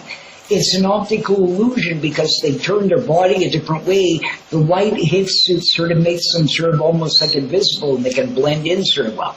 So this is another sort of thing where there has been hairs like that I believe might actually be from one of the great ape ones sort of things. But many of these hairs that are found out there at Bigfoot sightings do turn out, they say, to be human, and every time people write in their thing, oh, we must have got it contaminated someplace, and what a disappointment. No, it wasn't a disappointment, because you did really actually have probably a Bigfoot sighting, and that probably was his hair that he left, but instead he was a giant human. All right? And that's the thing, is this is where we're sort of going wrong on this sort of subject like this. So, hopefully this sort of, I've cleared up some of these sort of stuff like this, where to give you a basic, I know it's not a popular sort of thing and stuff like this, but no matter what, there's been giant bones of people found between 7 to 15 feet high in typical. There's even way bigger, but this sort of stuff, some are not very old. Every native group in the planet tells you that these guys live in caves and come down, and some of them cannibal or rape you, and they actually find physical evidence of these sort of stuff. We do really have a sort of 100% provable sort of thing that, yes, a Bigfootish like sort of thing that could cause a Bigfoot sighting did exist in modern times. And probably in all likelihood still does, right? And this sort of stuff like that. So the Bigfoot also, just like any humans, sort of come in all different varieties of colors of hair and stuff like this. You get them from everything from yellow to a sort of black and stuff like this. And again, I imagine this would have to do with if a local variant's around for a long time and there's enough of these wild people or wild shit people, whatever the case, of different variations of this Bigfoot-like phenomena exist, well, then they might sort of then carry on that particular sort of color in the region commonly because their ancestors all had that. But in another spot, maybe like they had those yellow people in the cave in China, as I was mentioning, there was over 3,000 of them. They all sort of had typically the yellow fur because they probably were there was enough of them there to have a diversified enough sort of genes out there that they could mate and not have totally retarded children every time, sort of stuff like this, would be enough spread out of bloodline and all this sort of stuff, and these sort of things. So they just kept some of that local feature of the sort of, most of them had yellow hair and sort of stuff like that. So just like anywhere other place, occasionally you're going to get different sort of color variants and stuff like that, right? I mean, DNA, the same thing. A lot of these ones, they'll return back and the guy will say, well, it was human or close like human, but with a bit of anomalies. And this is the thing, is probably a Neanderthalic-like man might have a slightly different DNA-ish sort of thing than somebody right this second here sort of thing, right? So, I mean, everybody knows that these giants exist. Here's the queen, she's talking about with the Duke, and she says, oh my goodness, I would love to have this big giant here in more place and have a cup of tea. So you can see there, sort of stuff. So finally, these people, they got rid of their sicknesses, their operations are almost over and stuff like this, and finally they're down to the last thing, so we'll finally be having this book released very soon here, sometime in November, early December, and it's about the psychic run-ins with everybody from Bohemian Grove to Men in Black and many other famous characters, including this monarch here, the Queen of England. So anyways, we'll give you an update about that soon, sort of thing like that. But this sort of stuff like this. But the thing is that a lot of these same things, is they'll get this stuff back and they'll say, they found in the hair sample or this sample human DNA. Well, yeah, again, this is a giant, as you can see here, the Queen's looking at one of them. Of course you're going to find this because, yeah, they are a sort of a human-like. And this is why Xana was able to breed and have children and stuff like this sort of stuff. Not all of them, like I suspect some of them are sort of more like a sort of a grade 8 orangutan-ish sort of thing, but all of them still have the same sort of intelligence abilities to be able to sort of have the same sort of MO, they have the same kind of strength, similar heights, different sort of stuff like this, and they behave in very similar fashion. So these few sort of great apes and one or two of those types and giant humans are just able to evade us easier. Sort of stuff like that. So I don't think the DNA thing's a really great thing, simply because the problem is a lot of these, again, you're going to sort of like, they're going to tell you, yeah, it's just like in the deserts there, these little miniature people I do on another show there in the Atacama Desert, they're still being reported today, and they're only these little sort of like 6-inch tall little dudes, right? And stuff like this, and the locals say that they still live in the caves in there. In the caves again, but this is a miniature version of them, sort of thing. And even then, they test almost identical to normal human DNA, just slightly different, but there is a bit of variance. And some of these ones that they get back samples, that's what they'd say, they were human-like DNA close, but like a little bit strange. So again, this is very feasible that sort of this, you would have this with these different sort of groups out there and stuff like that, but even though they're all sort of human, it might slightly be a little bit different in those ways. So these tests, again, sort of might be giving false sort of stuff out there where the guy thinks it was corrupted by human DNA, but really it was true, it was a human DNA because it belonged to a giant human hairy humanoid instead of a sort of a complete chimp one sort of thing in that particular sighting or whatever, right? Now, here, as you can see, like, here's my buddy, the big giant bear here, right? Eyewitness accounts. Now, I've interviewed tons of people that sort of, I was within 50 yards probably of Sasquatch. I did not see it, but I smelled it. I heard it scream. I listened to it smashing through trees and running at a gigantic speed and bashing everything, and with a howl so terrifying of some of the screams that I guarantee you no person on earth could do these kinds of sounds. Right? I heard lots of drums in my lifetime out in camping parties. I spent, like I said, a vast majority of my life out in the woods, camping and fishing and all kinds of stuff like this, and been to many baked bean barbecues with wild characters and, do everything from set the lake on fire to jumping off of a cliff with a 2-4 with them and stuff like this. I've seen it all. It's a lot of crazy stuff, and sort of things like that, and these sort of things. But so I know that that people can do a lot of crazy sort of stuff out there and stuff like that. But when it comes to these sort of things like this, there's a lot of interesting things about that. Eyewitnesses are still eyewitnesses in the sense that a lot of them are really good eyewitnesses and serious people where you know these people. Like I told you, I interviewed that Filipino. I mentioned her about the giant sort of vampire Batwoman sort of thing. And in fact, what I found out later what that picture was. Jean-Guy said that it is a comedy, but where that picture originally comes from is actually a picture of a real giant sort of unknown, probably species of bat that was shot in the Philippines.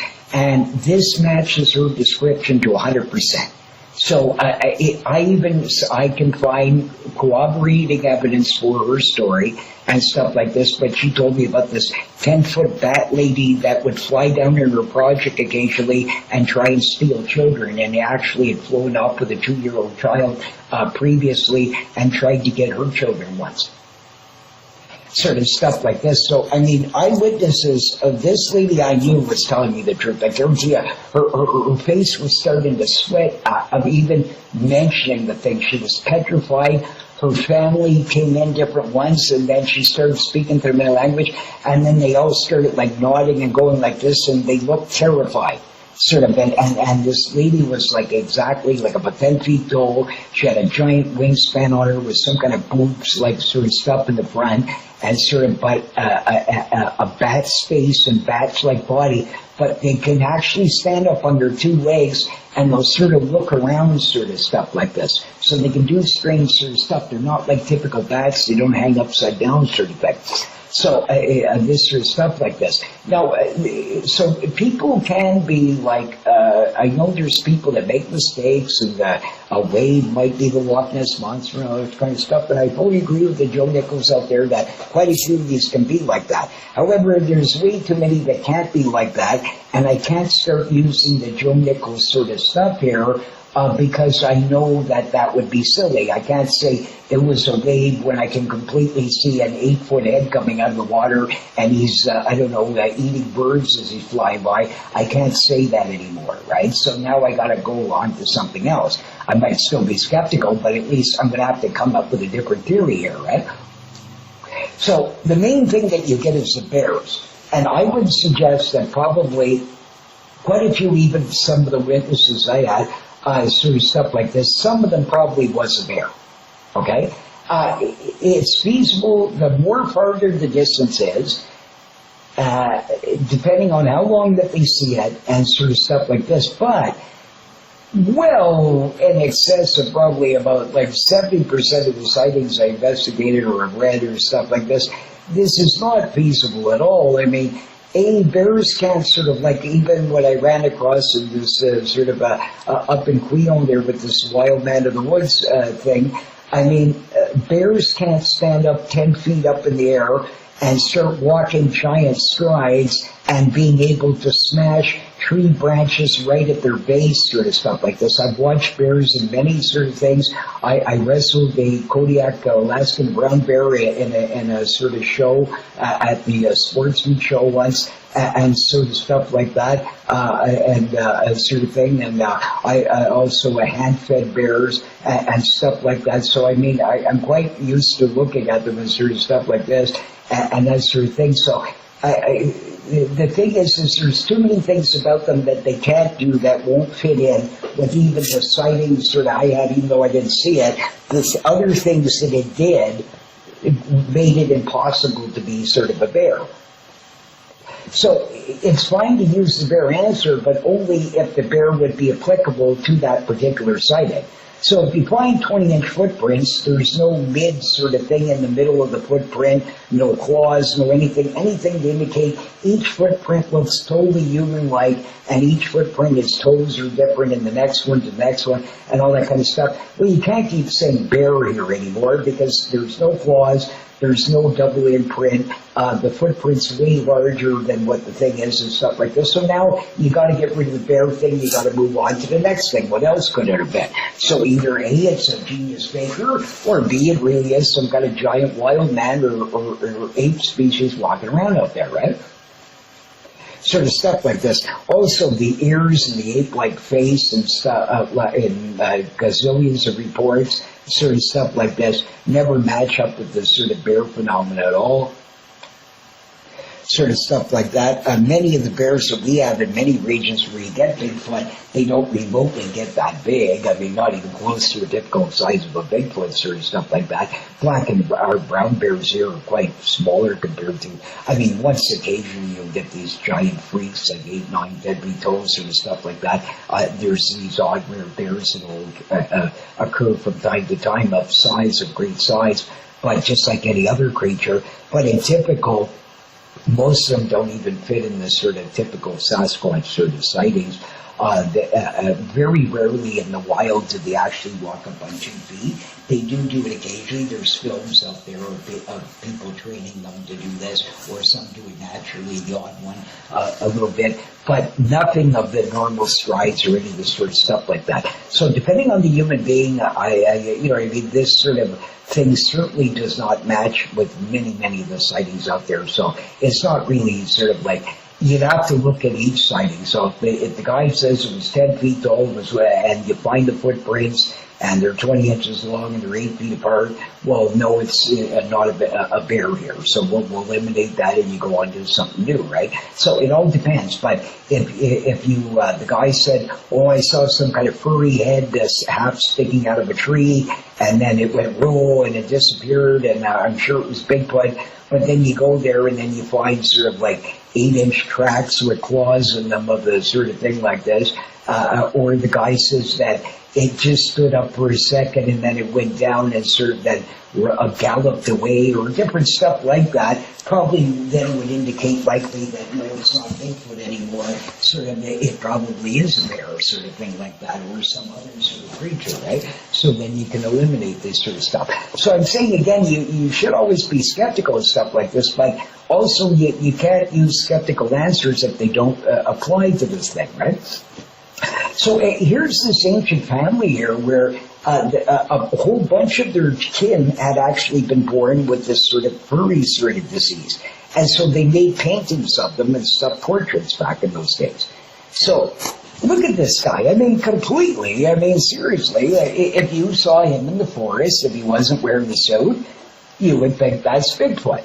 You see what I mean? So like these sort of stuff like this and this, but back in ancient times, and this family was cultured where they actually allowed them to stay, they taught them sort of stuff, so of course they learned English and learned how to sort of do stuff like that. And so with the caveman guy, if somebody took him from day one and started teaching him, but because he lives in a cave-like environment and he hasn't figured out the language because nobody taught him stuff this way, well then of course he's still going to grunt and growl and not know the difference between right and wrong as much as like a cultured human being would be. So these people were intelligent and actually raised them like a normal sort of person, and they became regular and sort of in every way, shape, or form, except they were furry, sort of, and that sort of stuff like that. So, I mean, these things, like, and also like everything from chimps to different ones have been shown to sort of like do this. Like I told you, the orangutan sort of in Texas there that would serve drinks to ladies. There was ladies coming all the way from Germany and all over the world to sort of visit this studly chimp guy, right? Mr. Orangutan there. But this guy was fantastic, and I actually watched a film of him once. And he served all these different people, and the guy would be sitting there and he'd smoke cigars. He was as human as you could humanly get in behavior and all kinds of stuff like that. So, I mean, even a great ape would certainly be intelligent enough to evade us, and just like gorillas are rarely seen, and this sort of stuff. I mean, even gorillas were thought as myth for well over several thousand years. You know, I mean, the mountain gorilla wasn't even discovered until like, what, 1913 or something like that. So, I mean, you're not even barely 100 years has went by, and we couldn't even sort of like barely sort of that. And there's been many giant ape species found since of different other sorts, right? And many, many sort of monkey species and all kinds of stuff like this. And primitive types of men that have been found. There's new kinds of ones that are found in the Amazon here monthly of some kind of tribe that they never saw before. They only get one sighting of them. They might get them on film per second. They dress different from a different tribe.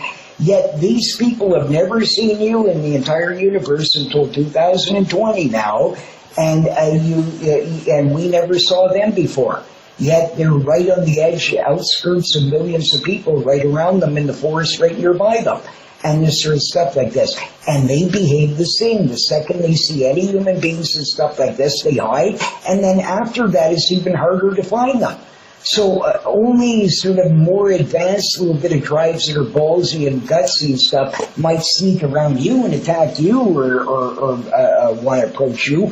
But many of them will sort of evade you.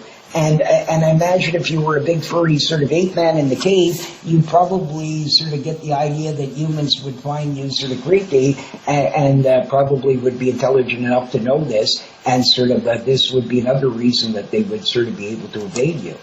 Sort of stuff like this. Like in just over the last few decades, thousands of unknown species, the science keeps being found. And many even in North America, some of great to decent size, such as a huge, like 2-3 foot skate in Florida that I collected sightings for decades. It finally was proven reality just 2 years ago. In Florida, black panthers, same thing. I kept reports of them for ages, stuff like that. I don't know such a thing like this big boulder there, right? Sort of a large river turtle in Tennessee, major, even fish species found in major highways, like even in Ohio, or stuff like this, in filthy streams that are right in industrial areas. Right here in Ottawa, we have not only Mustela nivalis, which is not listed in the region at all, yet it certainly exists here. I've seen its prints over in the Quebec side ice fishing and stuff like that. But also there's an actual smaller version of weasel that I did a little bit more about a show. I'm going to cover it in with this fellow here in this book and stuff like this. But the scientist was actually going to sort of give it a scientific name and stuff like this. When I was 4 years old, I was fishing along the river, and I saw this beautiful black little weasel that was only about 4 inches long. And he was the cutest little thing on the planet. He had the most cutest little face, reminded me exactly of a typical ferret, sort of pure pitch black, and his feet are smaller than the size of a dime, about half the size of a dime in circumference. Sometimes as big as I found. I actually have a photograph of one that I found. I had not seen or heard of one in probably about 20-some years now, since the last sort of sighting, I guess, was like the later 90s. Yeah, so 20-some years ago was the last time that I'd ever found sort of any sort of evidence of this creature still even existed. But it's a black weasel that was probably isolated from the Champlain Sea, and somehow they have a black variant color, because Mustela nivalis is not supposed to be sort of black, and especially groups of them. And every one that was seen, including two characters I got with me to help me trap this, I actually touched this creature and had him in my sort of hand almost, sort of thing. We caught him with the old classic box and sort of a string and box trip there. I used minnows and worms to get this creature to come out of the hole, and we hid behind these bushes for hours, and he finally came out and started poking up towards the minnows, and when he went underneath the little box, we pulled the string and sort of had him.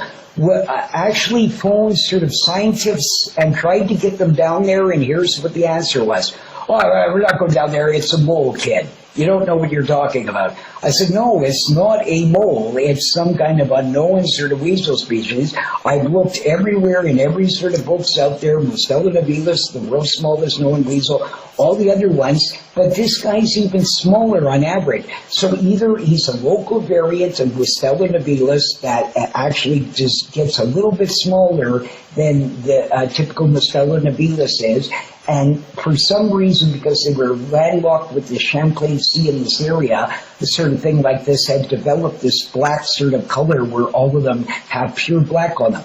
I saw one that was out in front of the hole, and it actually looked like it was actually dying already of old age. It started having the fur there was a little bit of sort of a grayish fur where it looked like dead hair where it was dying, so it was probably old. Apparently these weasels don't live very long, sort of stuff like that. They could be extinct there now, I have no idea, but I did find a footprint that was the largest one I found yet to date.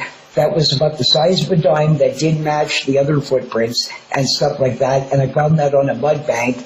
And this is where I've seen these things a few times over. The only reason why I sort of saw them a bit more, I guess, than other people have, is because I would wade down in this river and actually wade down. People, when they walk on this river, you can't walk down on the river. They actually have these great big walls, and you have to jump way down and traverse through this filthy sludge and all kinds of stuff. And this is how this creature evades you, is because these tiny little weasels, they live in the rock crevices along sort of the river, and they hide under boulders that were dug out by sort of groundhogs and beavers or weird stuff like that, different things where there's holes and stuff like from other creatures that dug them around, and they'll use these places as sort of a mating spot. They chirp and squeak exactly like Mustela nivalis or any other sort of weasel. I got pictures of pine martens. I'm quite familiar with this weasel family now. I've been looking at them a long time, and so what happened is finally I was able to sort of, after hours of these scientists getting my people to go and call these guys and them refusing to come, I decided that we were going to say, well, we can't keep him in this box forever, and he was stuck just on the bank, and he was trying to get around, and so I had my buddy put his coat around the box so that he couldn't squiggle his way out. So what our idea was is we were going to take this old lumber jacket coat and sort of put our hands underneath the sort of box and try and grab him. And he'd do it from one side and I'd do it from the other, and we'd try and block the exiting out of the box and see if we could get him by the sort of the back here.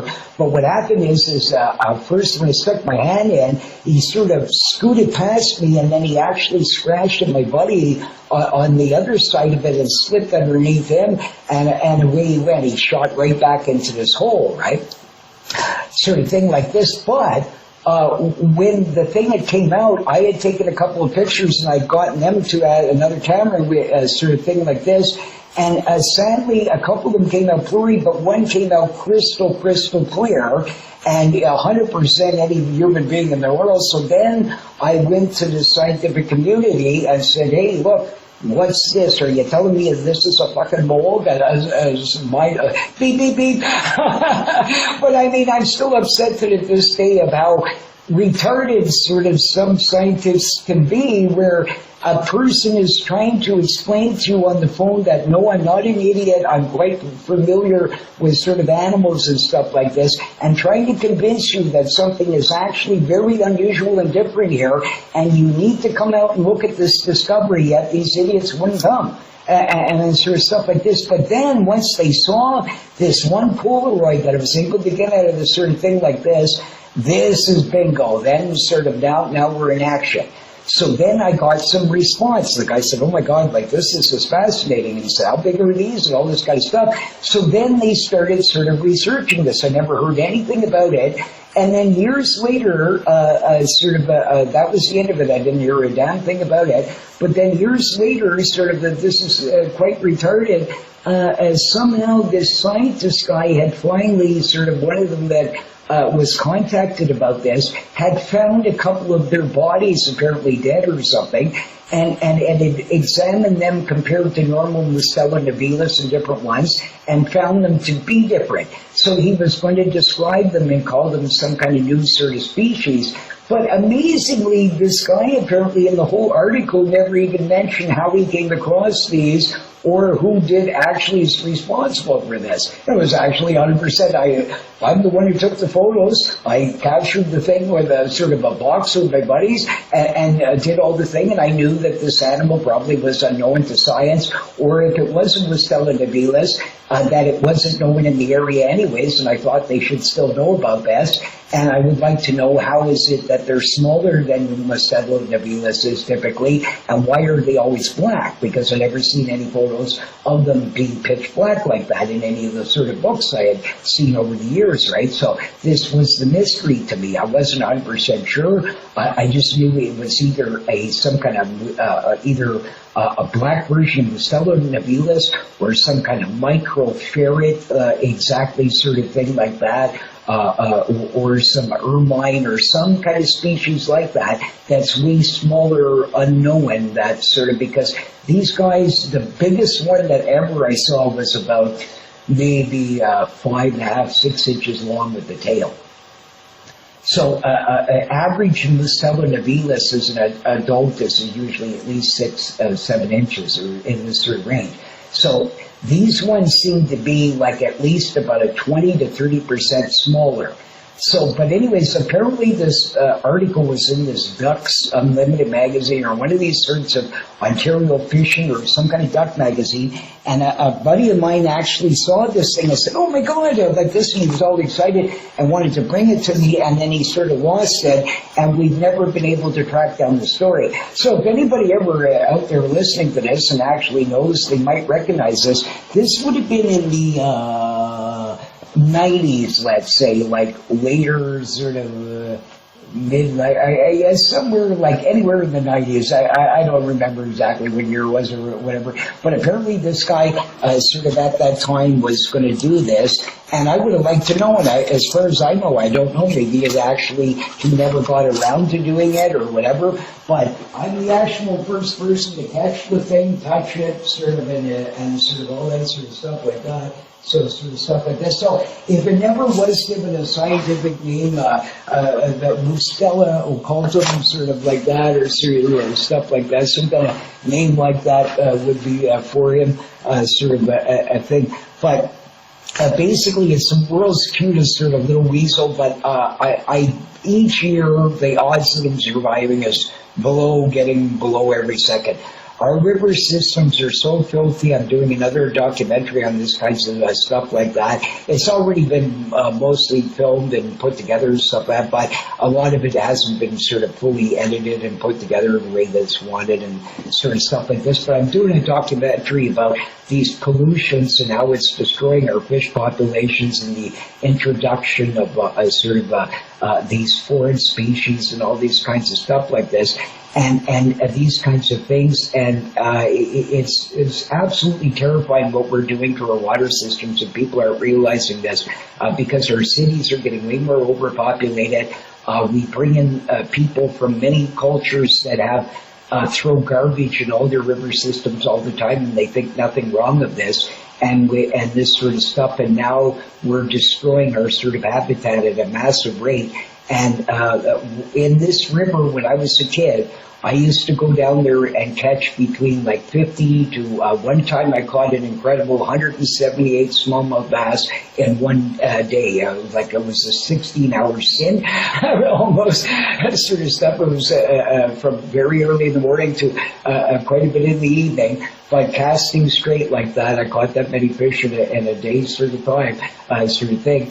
And from that to waiting it recently, looking around for sort of things to see sort of how much zebra mussels have influenced some of these areas and stuff for the documentary. I walked several miles, waited, and didn't even see barely 2 fish. Yet before, when I was a kid, you would go there, you would cast and hook a smallmouth bass. Then another one would grab the back of the lure, trying to rip it away from it. There would be in these shallower areas sometimes like dozens of them in groups that would come with every cast. You would make pretty well around this stuff. And even this lasted even up into well in the 80s, it was still okay. But then these zebra mussels started taking over. More and more people started moving in these city sort of environments and messing with water levels and all kinds of stuff, and much more pollution. A lot of these fish went down in numbers in a lot of sort of spots like that, where they were much more common at one point. I mean, they're still there, and I still could catch some of that sort of stuff, but they're certainly not in the numbers that they were.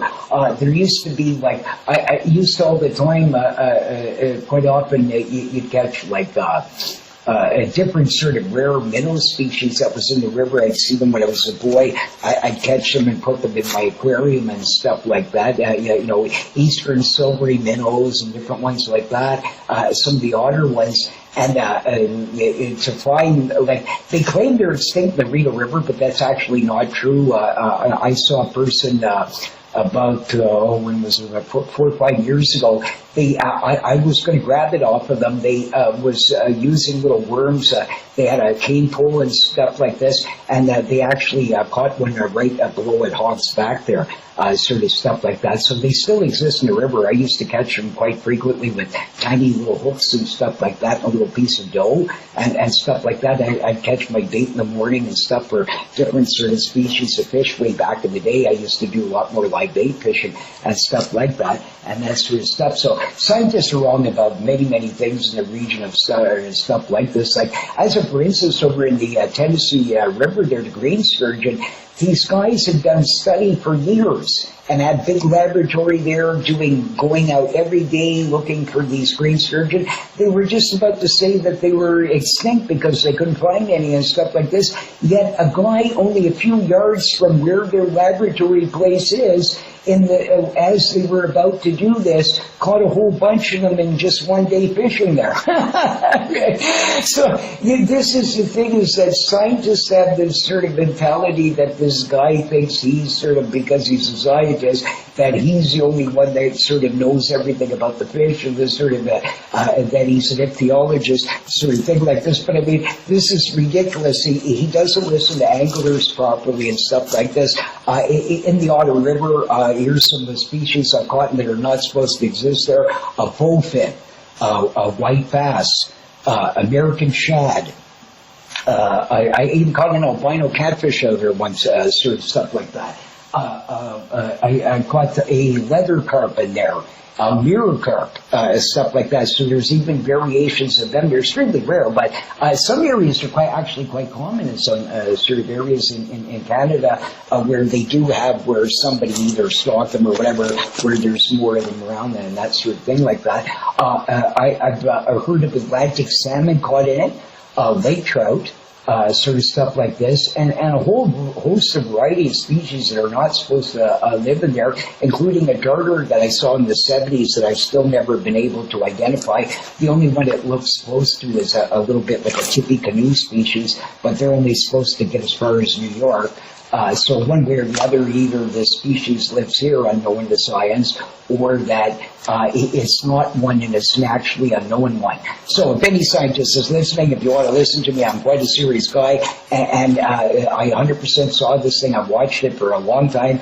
I stared at it. The water was a bit murky and stuff like this, but it was not a Johnny Darter, articulated darter, any of the sort of darters. I know my shit, and sort of stuff like this. And so I know in the 1970s there was an unknown sort of darter species living in Greens Creek. So I can tell you that sort of much like that. I also caught a hog sucker back in the 1970s, no, not even 70s, I guess it was like late 60s. Yeah, it would have been late 60s.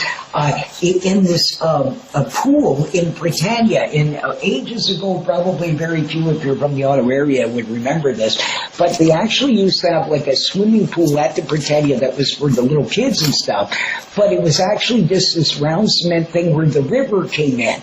And so carp, suckers, and other weird species of fish would swim into it, and people would fish in there at the same time as people swimming. Even though this thing was only the size of a living room, sort of in circular thing, it wasn't very big, right?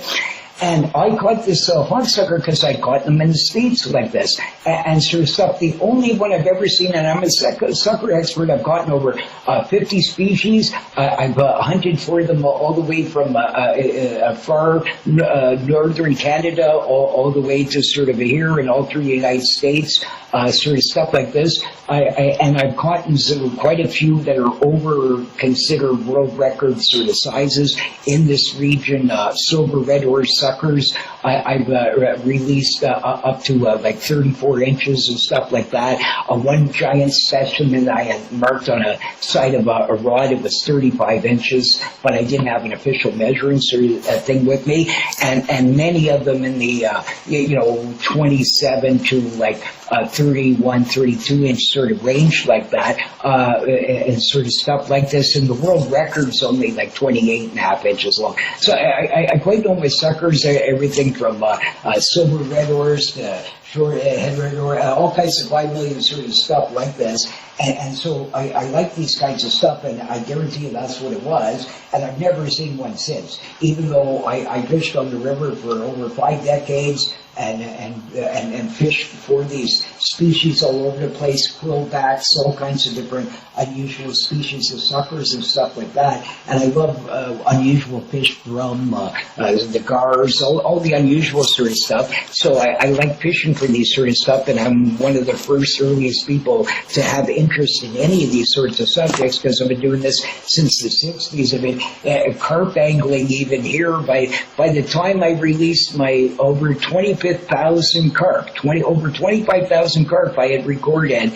By the time that I did that, they didn't even have the word carp mentioned yet in an infringement or anything.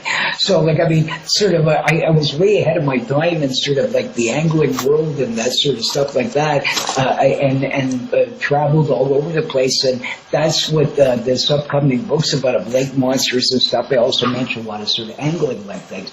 So my friend's going to put this together there with some of the stuff of my stories and different things like that, and my research on lake monsters, which is way more than the Sasquatch phenomena. I spent over 100,000 plus hours out on the water, fished hundreds of lakes where they claim these lake monsters sort of exist, and interviewed people all over the place. And I got a lot of fascinating lakes that nobody's ever heard of, everything from giant snake monsters to all kinds of stuff. So it's going to be a fascinating sort of ride like that, sort of stuff like that. But even, like I said, in the Ottawa River, weird stuff in bodies of water I've been to where they claim there's only trout in them, and I'll catch largemouth bass, all kinds of stuff like this. So scientists actually, when they do netting, this does not sort of guarantee that they've got everything, and these guys rely way too much on this sort of stuff. They should listen to more anglers, more hunters. When people are telling them this stuff, that they're seeing weird things out there, they should take a bit more credence to it than what they do, sort of stuff like that, right? Yeah, you know. So, like I said, I mean, can you imagine this guy, like, here they spend years searching around the river, can't even see one, and this guy's hooking one after another right in front of them, sort of thing like this. I mean, obviously they're not using correct methods, and obviously their expertise on the species is not as great as they think it is, right?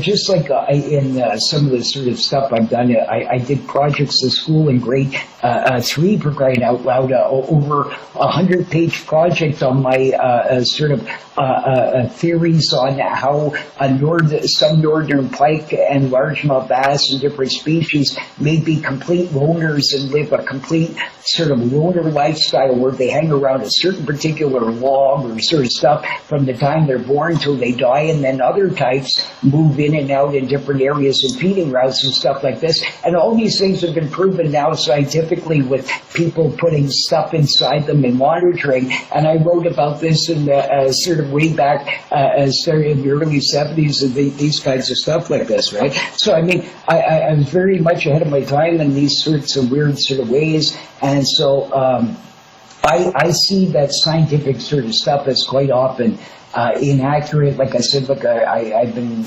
listening to their stuff since a little boy. First dinosaurs were slow-witted, and they had to have the sun to be able to barely move by midday. And then oh no, some of them were rocket scientists now. And I mean, every week they've changed these theories and this sort of stuff like this.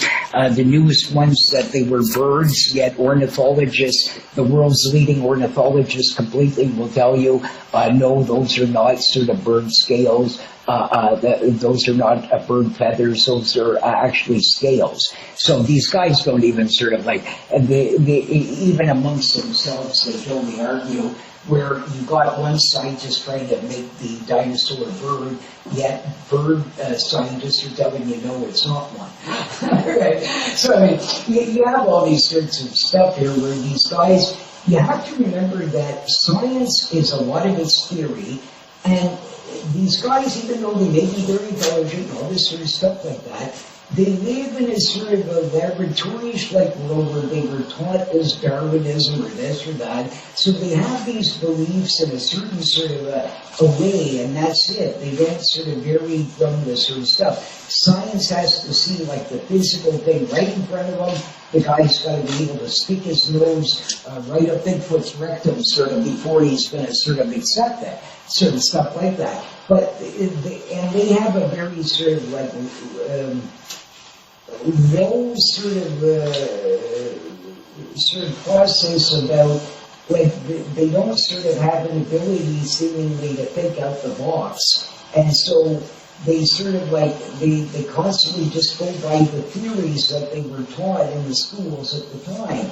And so anytime when they find things that are against it, they can't stand it and stuff because it's sort of doesn't fit in with their sort of things that they're believing and these kinds of stuff. So you have all these kinds of problems where people take these scientific sort of word too much into effect here when none of these things, everything from carbon dating to anything in a court of law, cannot be proven. Any person can make a machine. I can, if I take like 10 years, let's say that I watch I don't know, somebody go for a dump, let's say, every day, and they make a pile a foot high by the end of the year in I don't know, a block radius or something, right? So then you now know that 1 year sort of is that much of a layer like this. So their sort of thing is that they find something like 20 layers or whatever that each one imaginary in their mind must have taken so many years to create.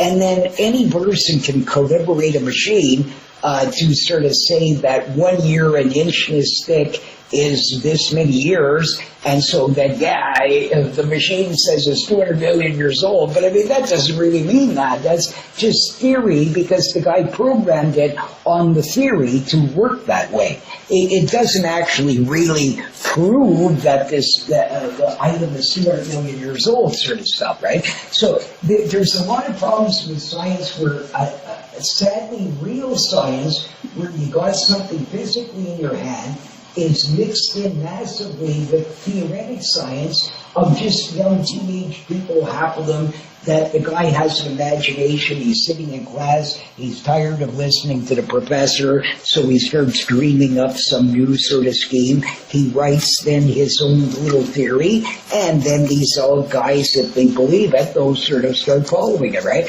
And this sort of stuff. But I mean, these things, real science should stay away from theoretic sciences. They shouldn't be preaching any of this sort of stuff, from evolution to any of this, because none of them actually have what you'd call a provable sort of stuff. There is such thing as evolution in the fact that a human being can change in different environments. Your feet can get bigger, wider, smaller, and stuff. Any birds, animals will either get bigger or larger, sort of stuff. But there is never no such thing, and there never will be no such thing as that a fish turns into a gorilla, or this or that, and then these kind of stuff. You have sort of a basic line here, but these guys believe all this kind of stuff like this, and these weird sort of things, and it's sad because it's sort of, this is, their closed-mindedness sort of prevents them from really finding out a lot of good stuff out there. Like I said, some people are way more open-minded.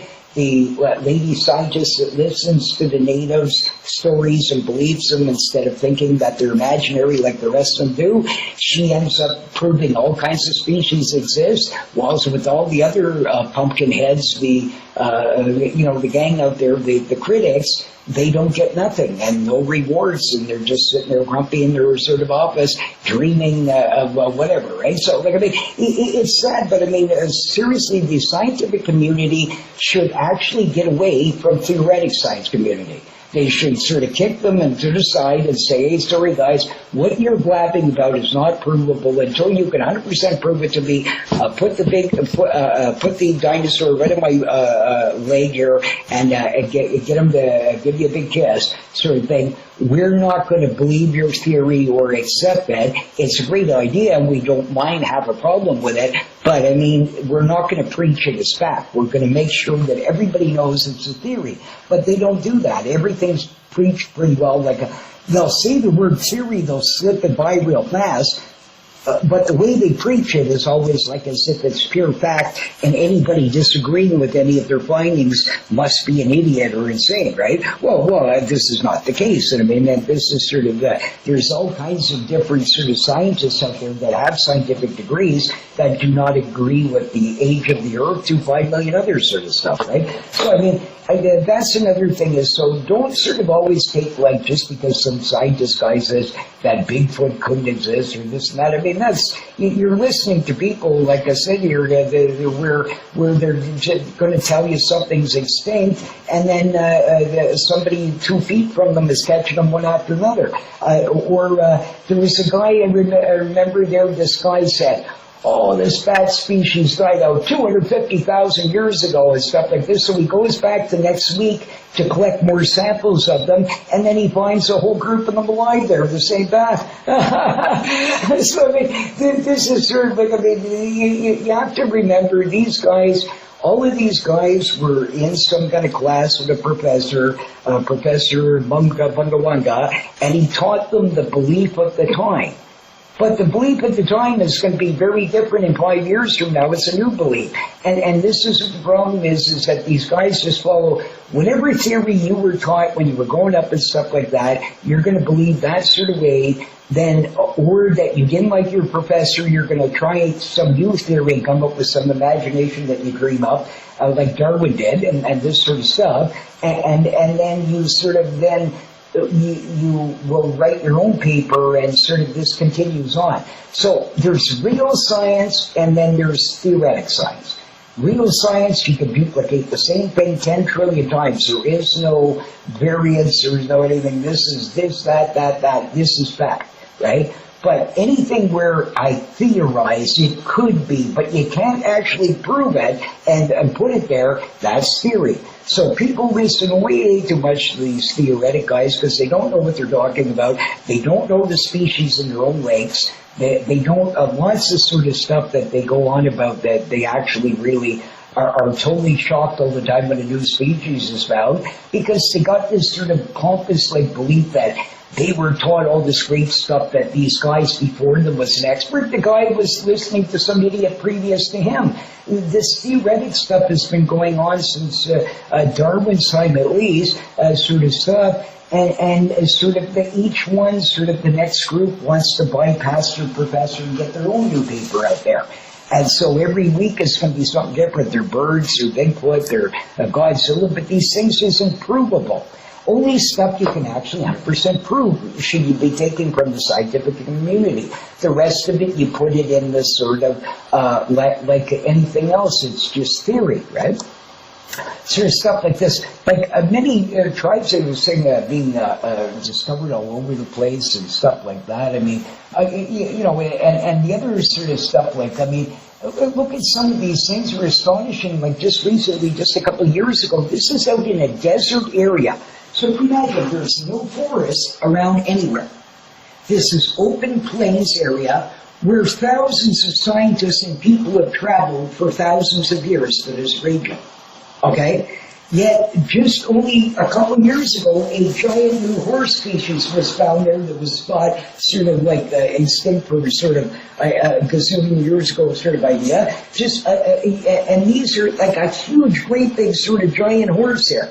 Right? And this is out in an open field, and we can't even find stuff like that. And this sort of stuff like this. So Bigfoot is seen, or wild humans, or whatever the heck they are, actually fairly sort of frequently. Like, even though I would suggest that more than half of the accounts are probably not accurate, but the point is that there's enough of them out there that yes, there has to be some little groups of populations in some areas, and some areas maybe more, but the thing is that in this sort of time and era, we've discovered all kinds of sort of stuff, and you get these people, they'll give you, why isn't there sort of a fossil? I mean, gorillas wouldn't even be known. There's only less than a handful of fossils, sort of parts of a gorilla ever found. The reason being is it's just like here, it's acidic soil, weird stuff like that. It's not going to survive, and that sort of thing.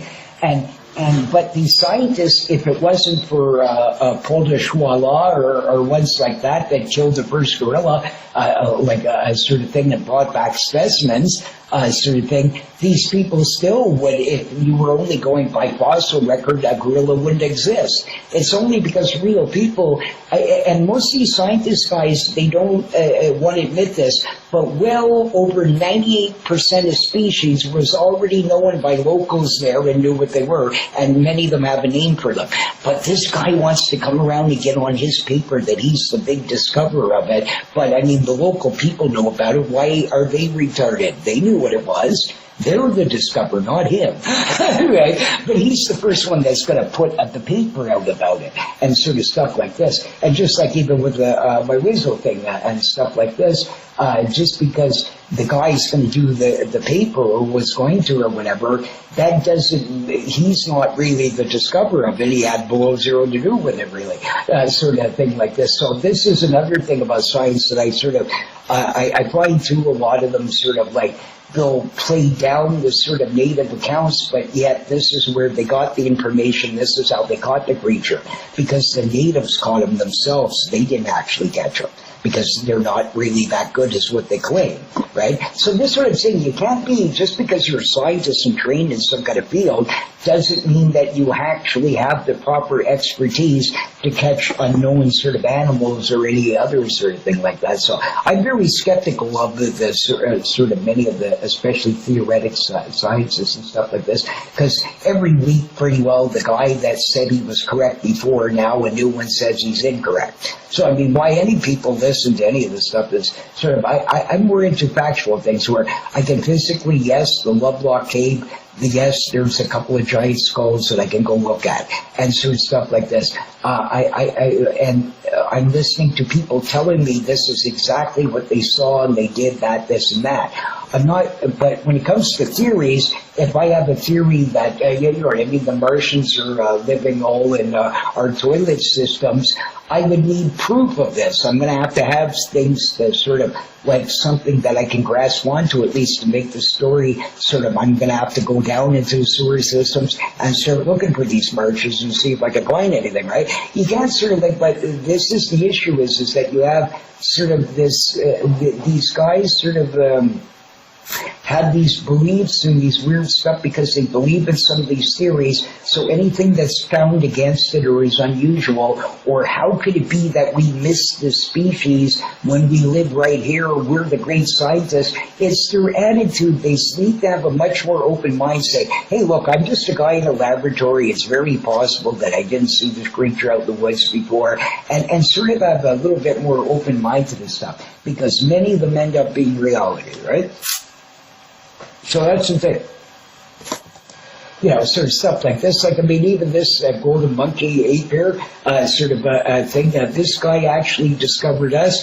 He befriended this girl in a village. He started coming out and sort of hanging around looking at this girl, and he'd stare at her, and he liked her for some reason. So they started becoming buddies and stuff.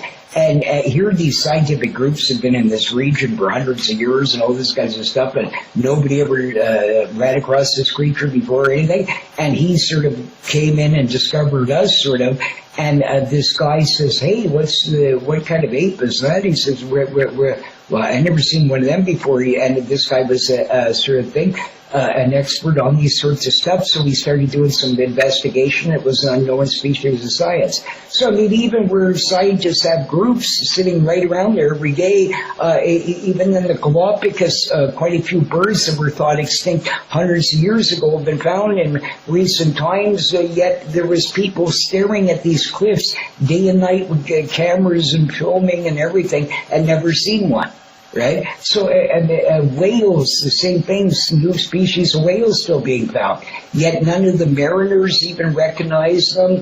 Not native Eskimos or different groups around the area recognize the species, even them sometimes.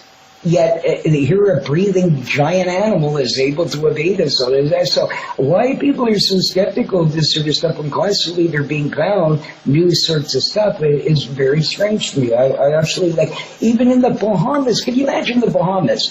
People have been going there for 14th, 15th century, like travelers from Spain and every other countries and sort of the U.S. and everybody's been going there for 5 million years exploring the little Bahama Islands and these sort of stuff like this. Yet even the locals didn't even know this snake existed. And there's whole groups of them. They're not even that uncommon. They're sort of a type of new boa, right? And sort of they were hanging right up in the trees, right amongst people. And this is like a little sort of like, this is the Bahamas. It's not like, again, sort of like, yeah, you know what I mean, the taiga forest in Russia or something. So, I mean, if you can have like even big snakes sort of hiding right in front of you out in trees where you would have thought somebody would have noticed one bowling on them once over the decades, right? And sort of stuff like that. There's another one recorded there in the region. I fully believe it. I'd love to go hunt it. I believe it's an actual living dragon. It's a type of dragon where it was a legless dragon. Because this particular snake has been reported for hundreds of years through Jamaica, around the Bahamas sort of region. It's always found around sort of rocky areas, always only seen once for a few split seconds and stuff like this. The thing will hiss at people. It makes a screeching sound, like almost like a crow-like sort of thing. It has this dewlap underneath its chin, and it has this sort of a crest, like a sort of rooster would have, sort of on its head. Okay? That's no ordinary snake. But that matches a lot of descriptions of some of the early smaller type of dragons, some of them. Some were sort of legless dragons where they only had like no legs, but they were long, but you could tell them the difference between them and a regular serpent was because they had dewlaps under their chin and this comb-like sort of stuff on their head. Exactly what this creature's described. So I believe that one actually exists 100%. The sightings are from different sort of travelers, explorers, spread out over hundreds of years, and everybody tells us the identical story. And they live remote parts of the island, and they live around a rocky sort of stuff near the edges, seemingly, of the ocean, and this sort of stuff like this. So it's very feasible why they'd hide easy. I mean, they got these 5 million boulders around. The thing could duck in and out of this stuff in a second, and people could walk right over it all day, and I didn't ever see one, right? Sort of just like my little weasel friend here in the city, sort of thing. That's their sort of habitat, similar. So I 100% believe in that sort of one like that. There's other cryptids out there, guaranteed, that sort of are around there. There's one in Madagascar, a donkey. I guarantee he exists. He's a wild ass. He's gray.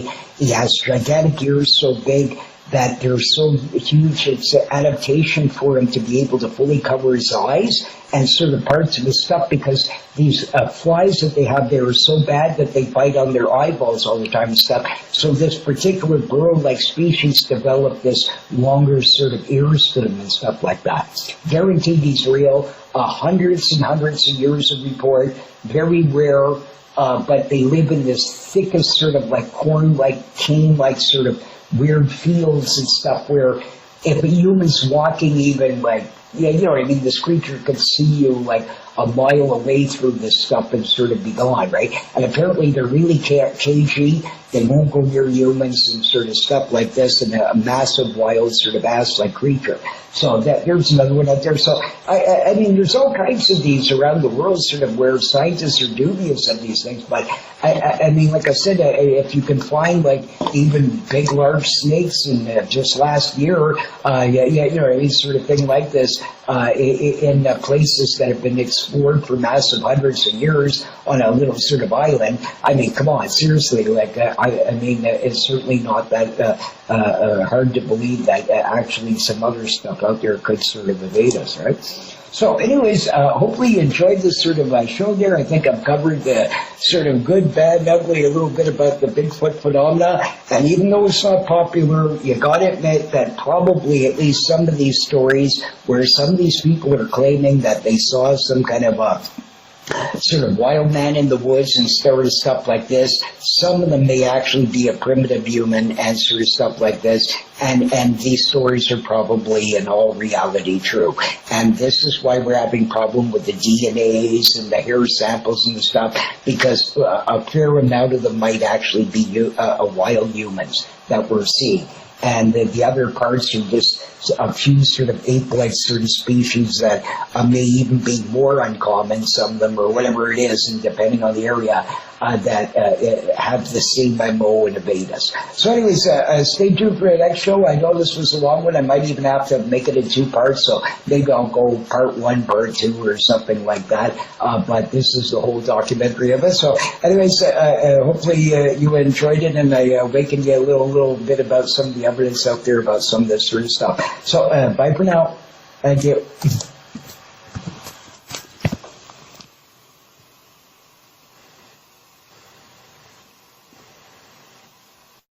Before I go, there was a couple of things I'd forgotten to say there that I wanted to mention about.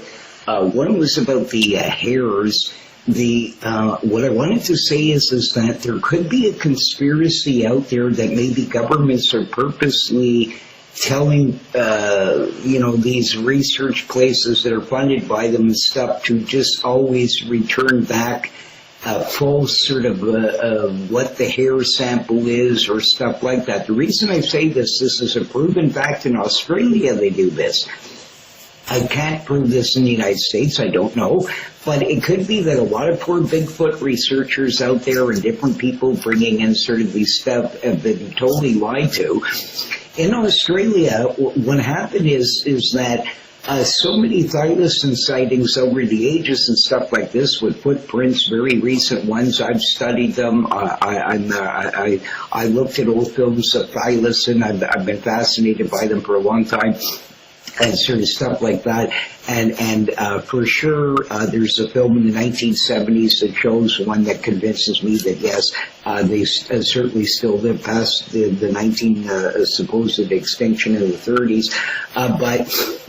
Nevertheless, what they do there is this guy had found these sort of thylacine hairs and stuff like this with these footprints, and so he was sent them back, and sort of then they said no, it was a deer.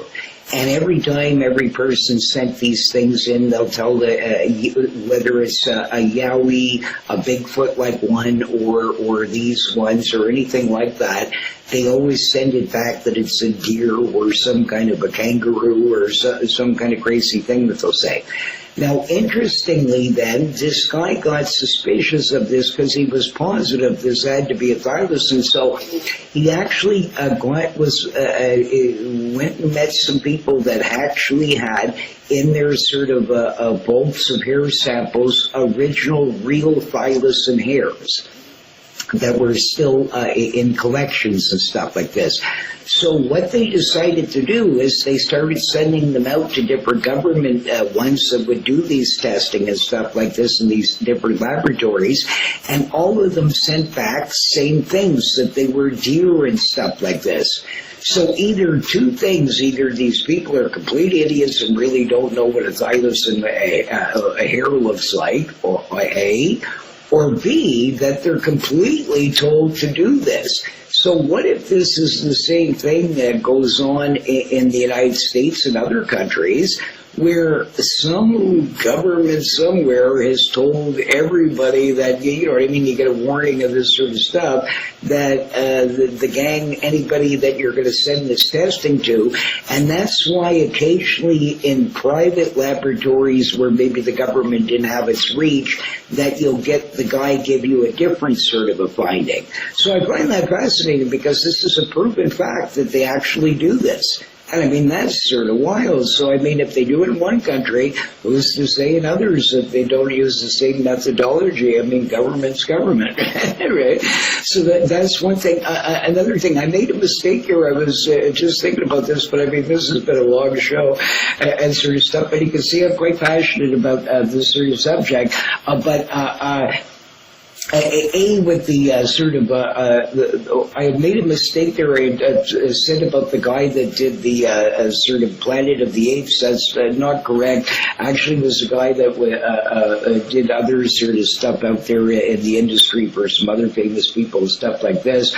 So I got him, I said the wrong one by accident. He was actually, I believe, from what I can recall, he was in favor of actually the Patterson film and thought it was because the designs and stuff, it would take a heck of a lot of sort of stuff like this. And this guy, I mean, I enjoyed Planet of the Apes and it was very well done. And I mean, he did an excellent sort of job and stuff like that. But I mean, again, a person looking at it, you know that it's not really like, I mean, you know what I mean? There's a difference here, right? But on the Patterson film, like I said, it's very, very different, right? So that sort of stuff like that.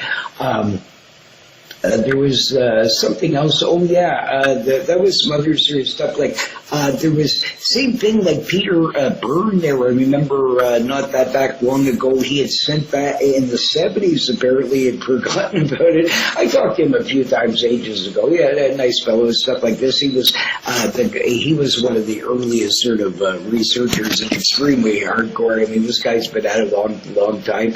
He would track over Nepal and all over this sort of stuff like this, and had involvements with everything from the Pangbachi hand to all kinds of wild stuff. So he's had quite a fascinating sort of career, and a very nice fellow and stuff like that.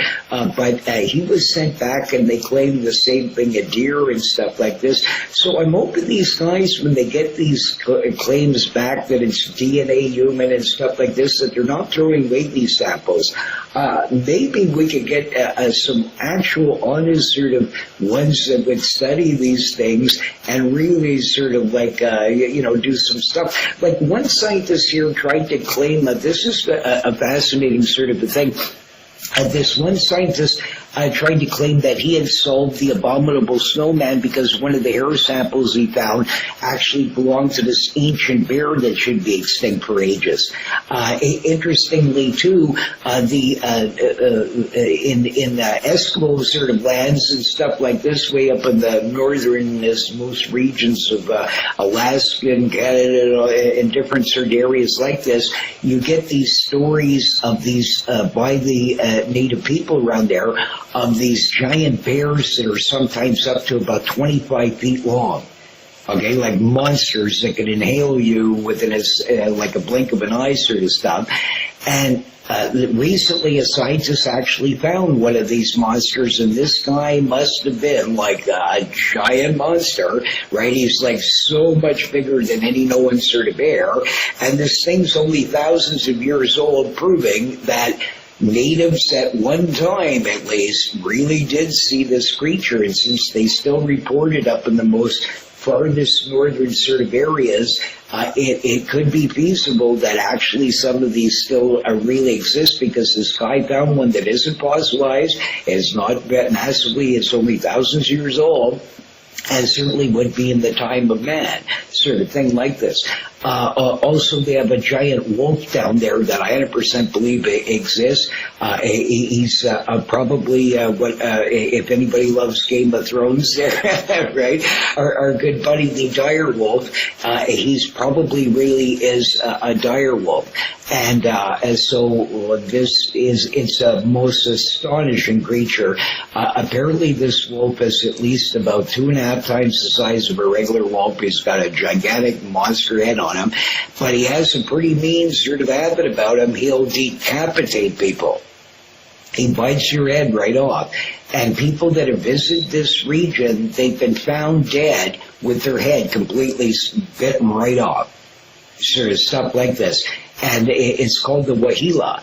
And this creature is still reported still to this date in this sort of valley region, and in these outskirts, and also in Canada, giant ones have been reported like this in the most farthest northwest territories. Alaska, the same thing, of wolves of epic size proportions. There's even actually a pretty decent, provable film here that was on, I think it was those funny Bigfoot guys. I love those guys. They're hilarious. They make these traps and all kinds of stuff, but they're always after some kind of legendary monster sort of stuff like this. I don't think it's on anymore, but it was a very entertaining sort of show. And these guys were given this film, this guy had filmed, and this guy had his dog, and he had a pretty decent sized sort of a dog, and this wolf-like thing comes past there, and I mean, this thing is absolutely gigantic. I mean, compared to this pooch, and it's way bigger than any wolf I've ever seen or anything like that. It was all black and stuff like that. And so my belief is possibly that also that maybe regular wolves, okay, possibly because they might have came originally from an offbeat of a dire wolf in ancient times, it might be possible that a gene is still in there, that one every so many, whatever, hundreds or thousands of years or something, it pops up again where it creates this sort of like a dire wolf sort of situation where the creature grows to such a size and sort of and the bigger paws on them and stuff. But these dire wolves apparently have way wider paws on them and sort of stuff like that. So I actually believe this creature exists 100%. I wouldn't doubt that at all. Also, there's Watorik in New Zealand. Although it's not seen much in recent times and stuff like this, because I've seen river otters a fair amount of times over my lifetime, including some that were absolutely gigantic. I was in a creek once where I measured one. I had sort of this fly rod with me, and the fly rod was a 10-foot long fly rod, sort of thing like this, and this creature was almost no less than about 1.5 feet of the whole length of the rod. And it went right past me, and sort of I startled that because I went around this corner and sort of it was coming, was sort of around this bend, and I was going around the bend, and we sort of ran into each other. And I mean, this otter was absolutely the size of a giant sort of South American sort of river otter would be. So absolutely extraordinary. They can get sort of that big. There's even some records of some that was killed in the 1800s here and stuff like that were pretty huge, around that sort of size and stuff like that.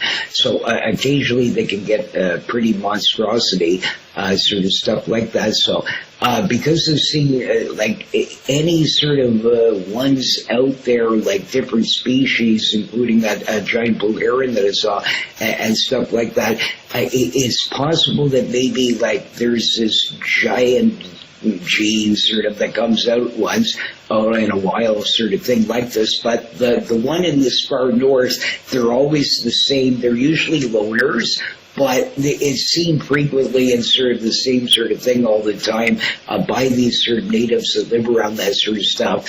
And so obviously there's enough of them out there that they fully are this sort of probably dire wolfish like sort of species and stuff like that. And so there's a lot of cryptids out there. They're probably for sure in the highest likelihood real. It's very understandable why they wouldn't be caught, because, I mean, these areas no human could survive there. Barely, like, I mean, you need the most wildest equipment on Earth, sort of stuff like that. It's like living in the Antarctic sort of thing. So to get there, and then you'd have to have this sort of equipment and all this sort of, like, it's a very difficult ride to sort of prove a creature like that would exist in such a climate and sort of stuff like that without a bit of luck. And some stuff like that. And since every person that's shown up in this valley, a lot of them have ended up beheaded, it might not be a good idea to hunt for this person. So even though I love the Whale and think it's sort of us, and I would love, because I love dire wolves, I would love such a creature still to be existing. In fact, there's one stuffed that this gigantic wolf was killed, and it's still in a museum and stuff like this, and this sort of thing like this. And it is possible that this might have been a relic, sort of a dire wolf. There was giant wolves, the natives talk about them in much earlier times. So there might have been some in other more sort of climates through the North American region at one point, but they probably got killed off way earlier because of bands and way more humans around.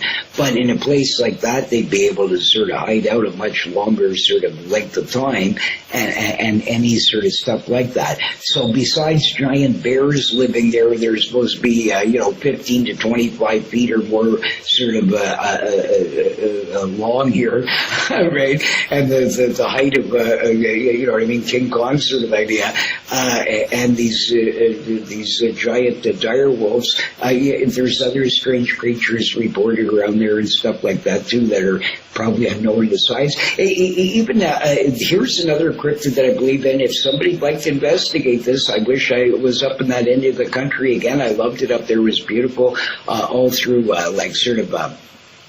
Nevada and sort of Utah and sort of like Colorado, especially Colorado, you get these stories of there's this gigantic sort of bunny rabbit that lives there. They live in these snowy valleys. They're usually seen occasionally by skiers or some kind of people that are walking with snowshoes and stuff like this. They're almost invisible sort of thing because they blend in right with the snow stuff. But apparently they're gigantic. They look like one of these gigantic sort of Angora, like sort of a monster bunny rabbits. There is a breed out there that kind of matches their similar like description, except these dudes are wild and have been reported there for hundreds of years. So that's a sort of a very little known cryptid in the U.S. That I believe probably exists, because the stories are completely consistent, exactly about the same size every time, same kind of behavior, and it's always, you know what I mean by this sort of random stuff. And it's the bunny rabbit lives in these valleys. They never see them up at high elevation, seemingly. It's always like the people are at the top of the elevation to go skiing down some big hill or something, and this bunny rabbit's in the valley of it down in the center sort of part. So they probably, I don't know, maybe in the summer months, like some kind of briar-like bushes may grow around there in different climates, whatever, some kind of bush-like stuff, and these kinds of stuff, so they may hide in that in burrows and things like that.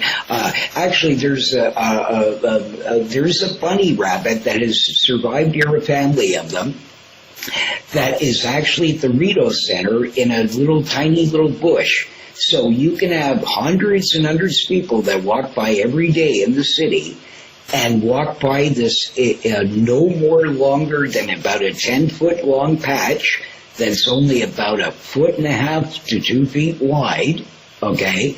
That an entire family of bunny rabbits have been living in there for massive eons, right? And people don't see them because they hide in and they only come out way late at night. I've seen them because I've been coming back late at night from fishing and stuff like this, and they'll be sneaking and poking their eyeballs out and stuff like this. And they've learned to sort of avoid the cars. They actually will go out, and there's a park nearby it, and they'll start hopping towards those bushes, and they'll feed out in this park and stuff like that. So there's another one that lives at a sort of a typical telephone post right at a sort of 4-lane right near the Queensway, where this thing is, a group of them lives there for ages. There's the Burger King bunny, I call him. He lives in a tiny little patch, yet nobody ever sees him, but I've seen him a few times, right? But he sort of hides right there in plain sight. You could walk by 1,000 people go by, they won't notice him, but he's there. Right? So, I mean, this sort of stuff, so, I mean, these things, because of the stuff I've seen over the ages, I can see that these things are way more peaceful. So I'm not picking on that. I don't blame the Joe Nichols out there. Be skeptical is perfectly fine, and he seems like quite a very intelligent sort of fellow, and he goes out and he does experiments to try and prove that things are not really the Loch Ness Monster, whatever, and that's perfectly fine. There's nothing wrong with what he's doing and stuff like that. But like I said, you can't always sort of give answers that can't be real, like in the sense that, I mean, you can't say it's a guy in a suit when you can clearly see that whoever would be in the suit weighs 2,000 pounds, and this guy's running at 100 miles an hour. Obviously, no human could do that, so you can't sort of now do that. Like, I mean, so I'm just saying, when people are doing that sort of stuff, it's fine. And if that's really the answer, great. Then we'll perfectly put it out there. Yes, this Bigfoot sighting was ridiculous. You know what I mean? We were able to even get our feet deeper in the ground than this footprint was, and sort of that's the end of that or whatever, right? But I mean, if you've eliminated all these things and you know fully well that really can't be like these kinds of normal answers, well, now you're you know what I mean? You're just being skeptical to be skeptical. So that's why I'm skeptic of skeptics sometimes. Right? But anyways, like, I mean, each of these people, they have their opinions, and I know they're very intelligent people, a lot of these people and stuff like that, but I mean, still, yeah, I'm just saying if you had a sort of way more sort of broad knowledge about the entire whole subject of it and correlate everything together, you can see there's much more of a case for it than certainly against it, right? I mean, no matter what any sort of skeptic will say, they can't provide any evidence in the universe that they don't exist, right? But this way we have historic records of thousands of everybody from historians to emperors to all kinds of people claiming that they've had run-ins with some kind of Bigfoot thing and a dragon or a few of these other ones out there and this sort of stuff. And so then this is much more feasible that tens of thousands of people are telling you the same story, so it's likely much more that way than the other way to say that each person just all imagined this and put this in all their historic records. I mean, why does not anybody question why the dictionaries up until even some I seen in the 1940s still said that dragons were real?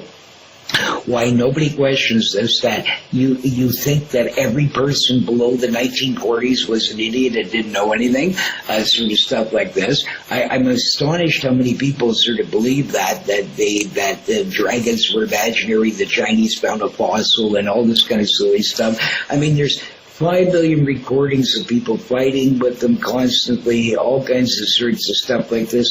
The evidence completely points to the opposite of sort of this, where there's museum records of them owning hundreds of them and stuff like that. They were gotten rid of because they disagreed with Darwinism and sort of stuff like this, so they were asked to be removed and sort of they got rid of them in most places. There actually still is one in Japan in the world's pretty well oldest sort of museum, or at least definitely one of the earliest ones out there. It's from the, I believe, about the 11th or early 12th century or something, of this museum that's still actually there, and they still have this dragon that was actually killed by the emperor's guards and stuff by accident. They ran it over, and it was a baby one. And so it's actually still on display. And I mean, if you saw this thing, it's astonishing. It matches 1,000,000% the descriptions of the ancient Chinese dragon that they always show you in depictions everywhere, sort of thing, right? Like this. So, I mean, that's a fascinating thing where somebody was allowed to go sort of study this thing. I would kill to see this thing and be able to touch it. It would be the greatest thrill to me in the world, much even more so than seeing Bigfoot. The dragon is even more sort of a thing that I would love to prove that at least sort of species still possibly exist out there. Out of all the ones I know, they're almost all the normal sort of flying like dragons are pretty well probably gone off the earth a long time ago. But there may be a sort of few that are still reported of this sort of land-like of a dragon, where sort of possibly there could be a few smaller of their species of this group of sort of lizard-like sort of creatures here that match this dragon-like description. Like I said, the one from sort of Jamaica and stuff like that.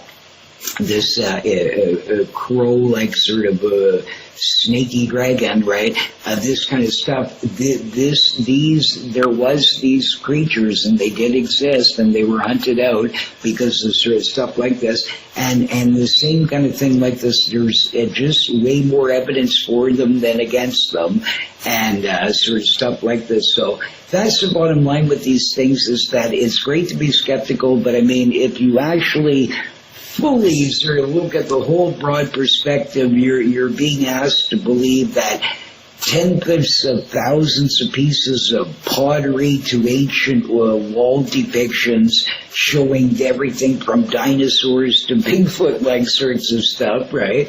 is all sort of imaginary, that these people somehow saw a fossil and was able to sort of match and draw a stegosaurus or make a stegosaurus in clay, sort of a pottery and stuff like that, yet the stegosaurus isn't found, and stuff. When nobody finds full fossils almost ever, most of these creatures took ages to figure out exactly what they look like. To suggest that every cave peasant from around the planet was this intelligent that they saw a bone or two, figured out what the dragon monster looked like, then they sort of had hallucinations and started writing stories only of them fighting with live ones. You don't see any mentions in any of these sorts of cultures of any of these people talking about that sort of bones much. There has been a few that where they mentioned that they found ancient bones and dig up sort of weird stuff like that. But that's the end of it. They have nothing. They're not saying it's a monster or any of this sort of these sorts of stuff like that. What they clearly in all this sorts of stuff quite clearly tell you live creatures compared to sort of this sort of thing. So there's so much evidence of that sorts of stuff. I covered that in my dinosaurs sort of show and stuff like that, and these kinds of things. So it's fine to be skeptical and stuff like that, but I mean, some of these are much more on the probable side than not. If you actually were just weighing evidence of what you see to completely discount every single thing here, from even kids being possibly murdered from a giant, man or lady beast of some sort here, the most terrible thing ever. I mean, horrendous stuff there, But I mean, if you're looking at the evidence of what you found there and all this sort of stuff, I mean, I don't see why, besides the fact that a person can't believe in a Bigfoot monster, if you're just presented the evidence as what you're seeing here, well then I don't see what other conclusion people could come to that it was something else, when clearly everything points to the same thing, from the student writing the paper to the footprints to all the stuff. There's no other evidence indicating any other sort of scenario, right? So that's the sort of thing, but people will still always try and look for some other sort of answer because they can't handle the truth. So as Jack Nicholson said, amazing, astonishing actor there, right? You can't handle the truth. And that's the truth. I think that just a lot of people are terrified of the idea that wild humans could exist out there, or some monkey man and stuff like this. A lot of scientists, even if they probably, I suspect a lot more of them believe in it than what they admit, but they simply cannot sort of state this out in a sort of open world, because if they do, then they're terrified that their own kind will attack them and it will discredit their work and all this kinds of stuff. So only a few have enough kahunas out there to do stuff like that, like Jeff Muldrum and my old friend Mr. Krantz there and stuff like that, right? But anyways, hopefully you enjoyed this sort of show and stuff like that, and you know what I mean. And I'm glad there's critics out there, and I'm glad there's skeptics of these different sorts of stuff like this, and so it's good. I mean, we need to keep a sort of balanced sort of stuff on this sort of stuff like that. But like I said, I hopefully I've at least given you the idea that. Yeah, you know what I mean? If you're even a mathematician, if you look at it probability-wise, I mean, the consistency and all this stuff to it, I mean, you got all this stuff. The other way, we just have, well, he shouldn't be there. He can't be. I would have seen him. Like this is the only evidence you have on the other side. You don't have anything that you can handle out that can say that something like that couldn't exist. Well, then, I mean, the balance weight goes much more that probably some of these people were telling the truth, and probably, yes, some wild big people still may actually live amongst us, and probably a great ape or two, and maybe even a few several kinds of them and stuff like that. Like I mentioned in other ones, there's a webfoot variety that's reported. There's these wild devils, sort of monkey little guys, which might have been another possible scenario of what I saw in the 70s here in the Kickapoo Creek. They're reported in that region all the way up through sort of Mississippi, Missouri Valley. It's even in BC, there's a place, some of the natives would say these devil monkeys live there and stuff like that. I didn't see any tail, like I said, but I mean, it's another sort of feasibility out there, one of these sorts of ideas. And there's a few others out there that maybe variants. So, but again, all these dudes would have the same MO.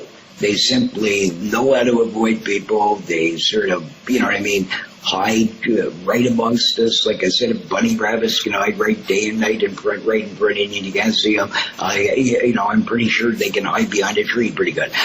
Right?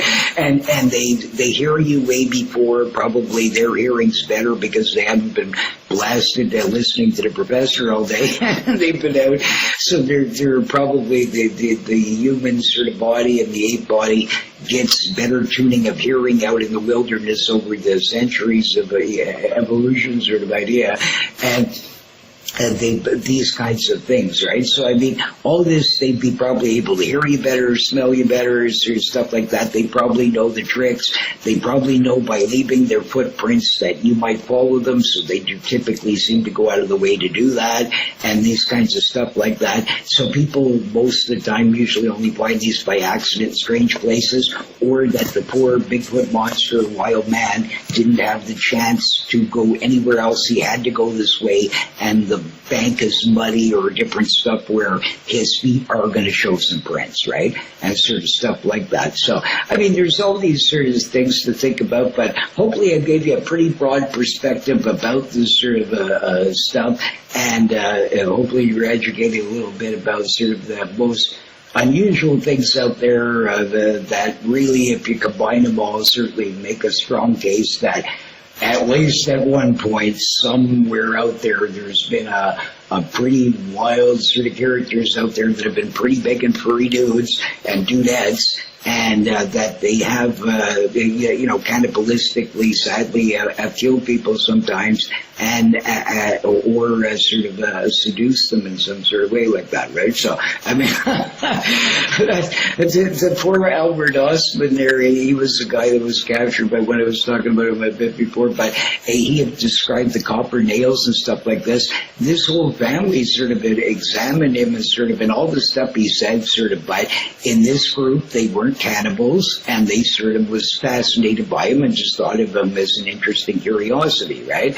And sort of stuff like that. So, again, very human-like behavior here, where one group might be very vicious and the other not. So bottom line is, like I said, there's the correlations of these stories from natives being captured by them to all this stuff seems beyond the human probability of any way, shape, or form that all these people imagine the same stone throwing, wood knocking, all the features every single time and events from thousands of years across all kinds of cultures. It's not feasible, but it only would be feasible that, yes, there's some wild dudes out there occasionally. So anyways, whatever Bigfoot really is at the end of the day, like I said, I personally believe there's probably about 3 or 4 kinds of these sorts of things, but certainly the wild humans are responsible for quite a few sightings out there. I wouldn't be surprised. So, but anyways, stay tuned. Oh, and one other thing I had sort of forgotten to mention this. I should have put up a slide for it. I want to talk a small amount about the beds and stuff like this. This is another sort of a thing. Nobody mentions this much, but I mean, and especially for scientific community, you might be interested in this if you are a scientist, and at least open up your mind a little bit to the fact that sort of it's maybe possible by seeing all this evidence that at least there might be something to this stuff. Since ancient times, you find in a lot of these stories like this, other reasons why they seem to be like an intelligent sort of wild man or apish sort of stuff like this. Gorillas are known to make beds. Wild humans are known to make beds. And this is reported in from everything from the Almas to sort of ones in Vietnam to all over the place of the same kinds of stories there in Europe by using hay as sort of like beds and weird stuff like this, and how they sleep. Even the description sometimes is they sort of sleep sort of with their and would make sense in areas where you might get attacked and stuff like this. They sleep in this strange sort of position where their knees are sort of down on the ground, and then they sort of put their hands out in front of them with their elbows laying on the ground and flat, and then they put their head down into their hands sort of and sleep in a sort of this weird crouching like position sort of thing. And they're noted to do this sort of stuff, and even the description of that is fairly common in amongst some of these sorts of stuff like that. So these things are very interesting, where even you get tiny little correlations like that. And then the other sort of thing is these sort of huge tree fortish like stuff that's even been found by like there's this guy Les Stroud, I think, Stroud or something like that. He seems like a nice fellow. He's a world-class survivalist. I mean, this guy could, you know what I mean, survive anywhere under any sorts of conditions. He knows a hell of a lot, even more about that sort of stuff than I would, or a lot of sort of people out there. So this guy's really like a heavy-duty survivalist, right? And so he's been out where he's been dropped out in planes and stuff like this in like massively hundreds and hundreds and hundreds of miles away from any road or humans or any possibility of running across a faker or any sorts of stuff like this. Yet this dude, even himself, has found sort of Bigfootish like evidence out there of these strange sorts of like where some creature actually took like a tree and would hang it upside down and put it the other way, and they do these sort of territorial like things where it seems like as if they're sort of speaking to each other, like where either he is marking his territory or he's using it as some kind of a thing to state to another Bigfoot that whatever, some kind of language like thing to it possibly, or that they use these as temporary sort of some kind of stuff, like maybe by the time it's found there used to be like some kind of straw around it, maybe the wind blew it away, whatever, and it might have been some kind of shelter like stuff that they're using it for. Whatever the reason, these things are out there, and I believe he's even seen footprints and weird stuff like this in locations that it's totally impossible that some kind of faker person could be out of these stuff. I mean, some of these footprints have been found in the most remotest locations in the universe, sort of by the most randomness, weird stuff, from even sort of government sort of people to all kinds of weird stuff where they were out for other reasons, and they come out upon this sort of stuff and know it's impossible, there's no human could be around here for massive hundreds of miles. Well, that's sort of convincing. I mean, really, like, I mean, so then the other way, you got to imagine that some billionaire rich guy has nothing better to do with his day than to fly around out, can afford helicopters to get way out in the most remotest wildernesses.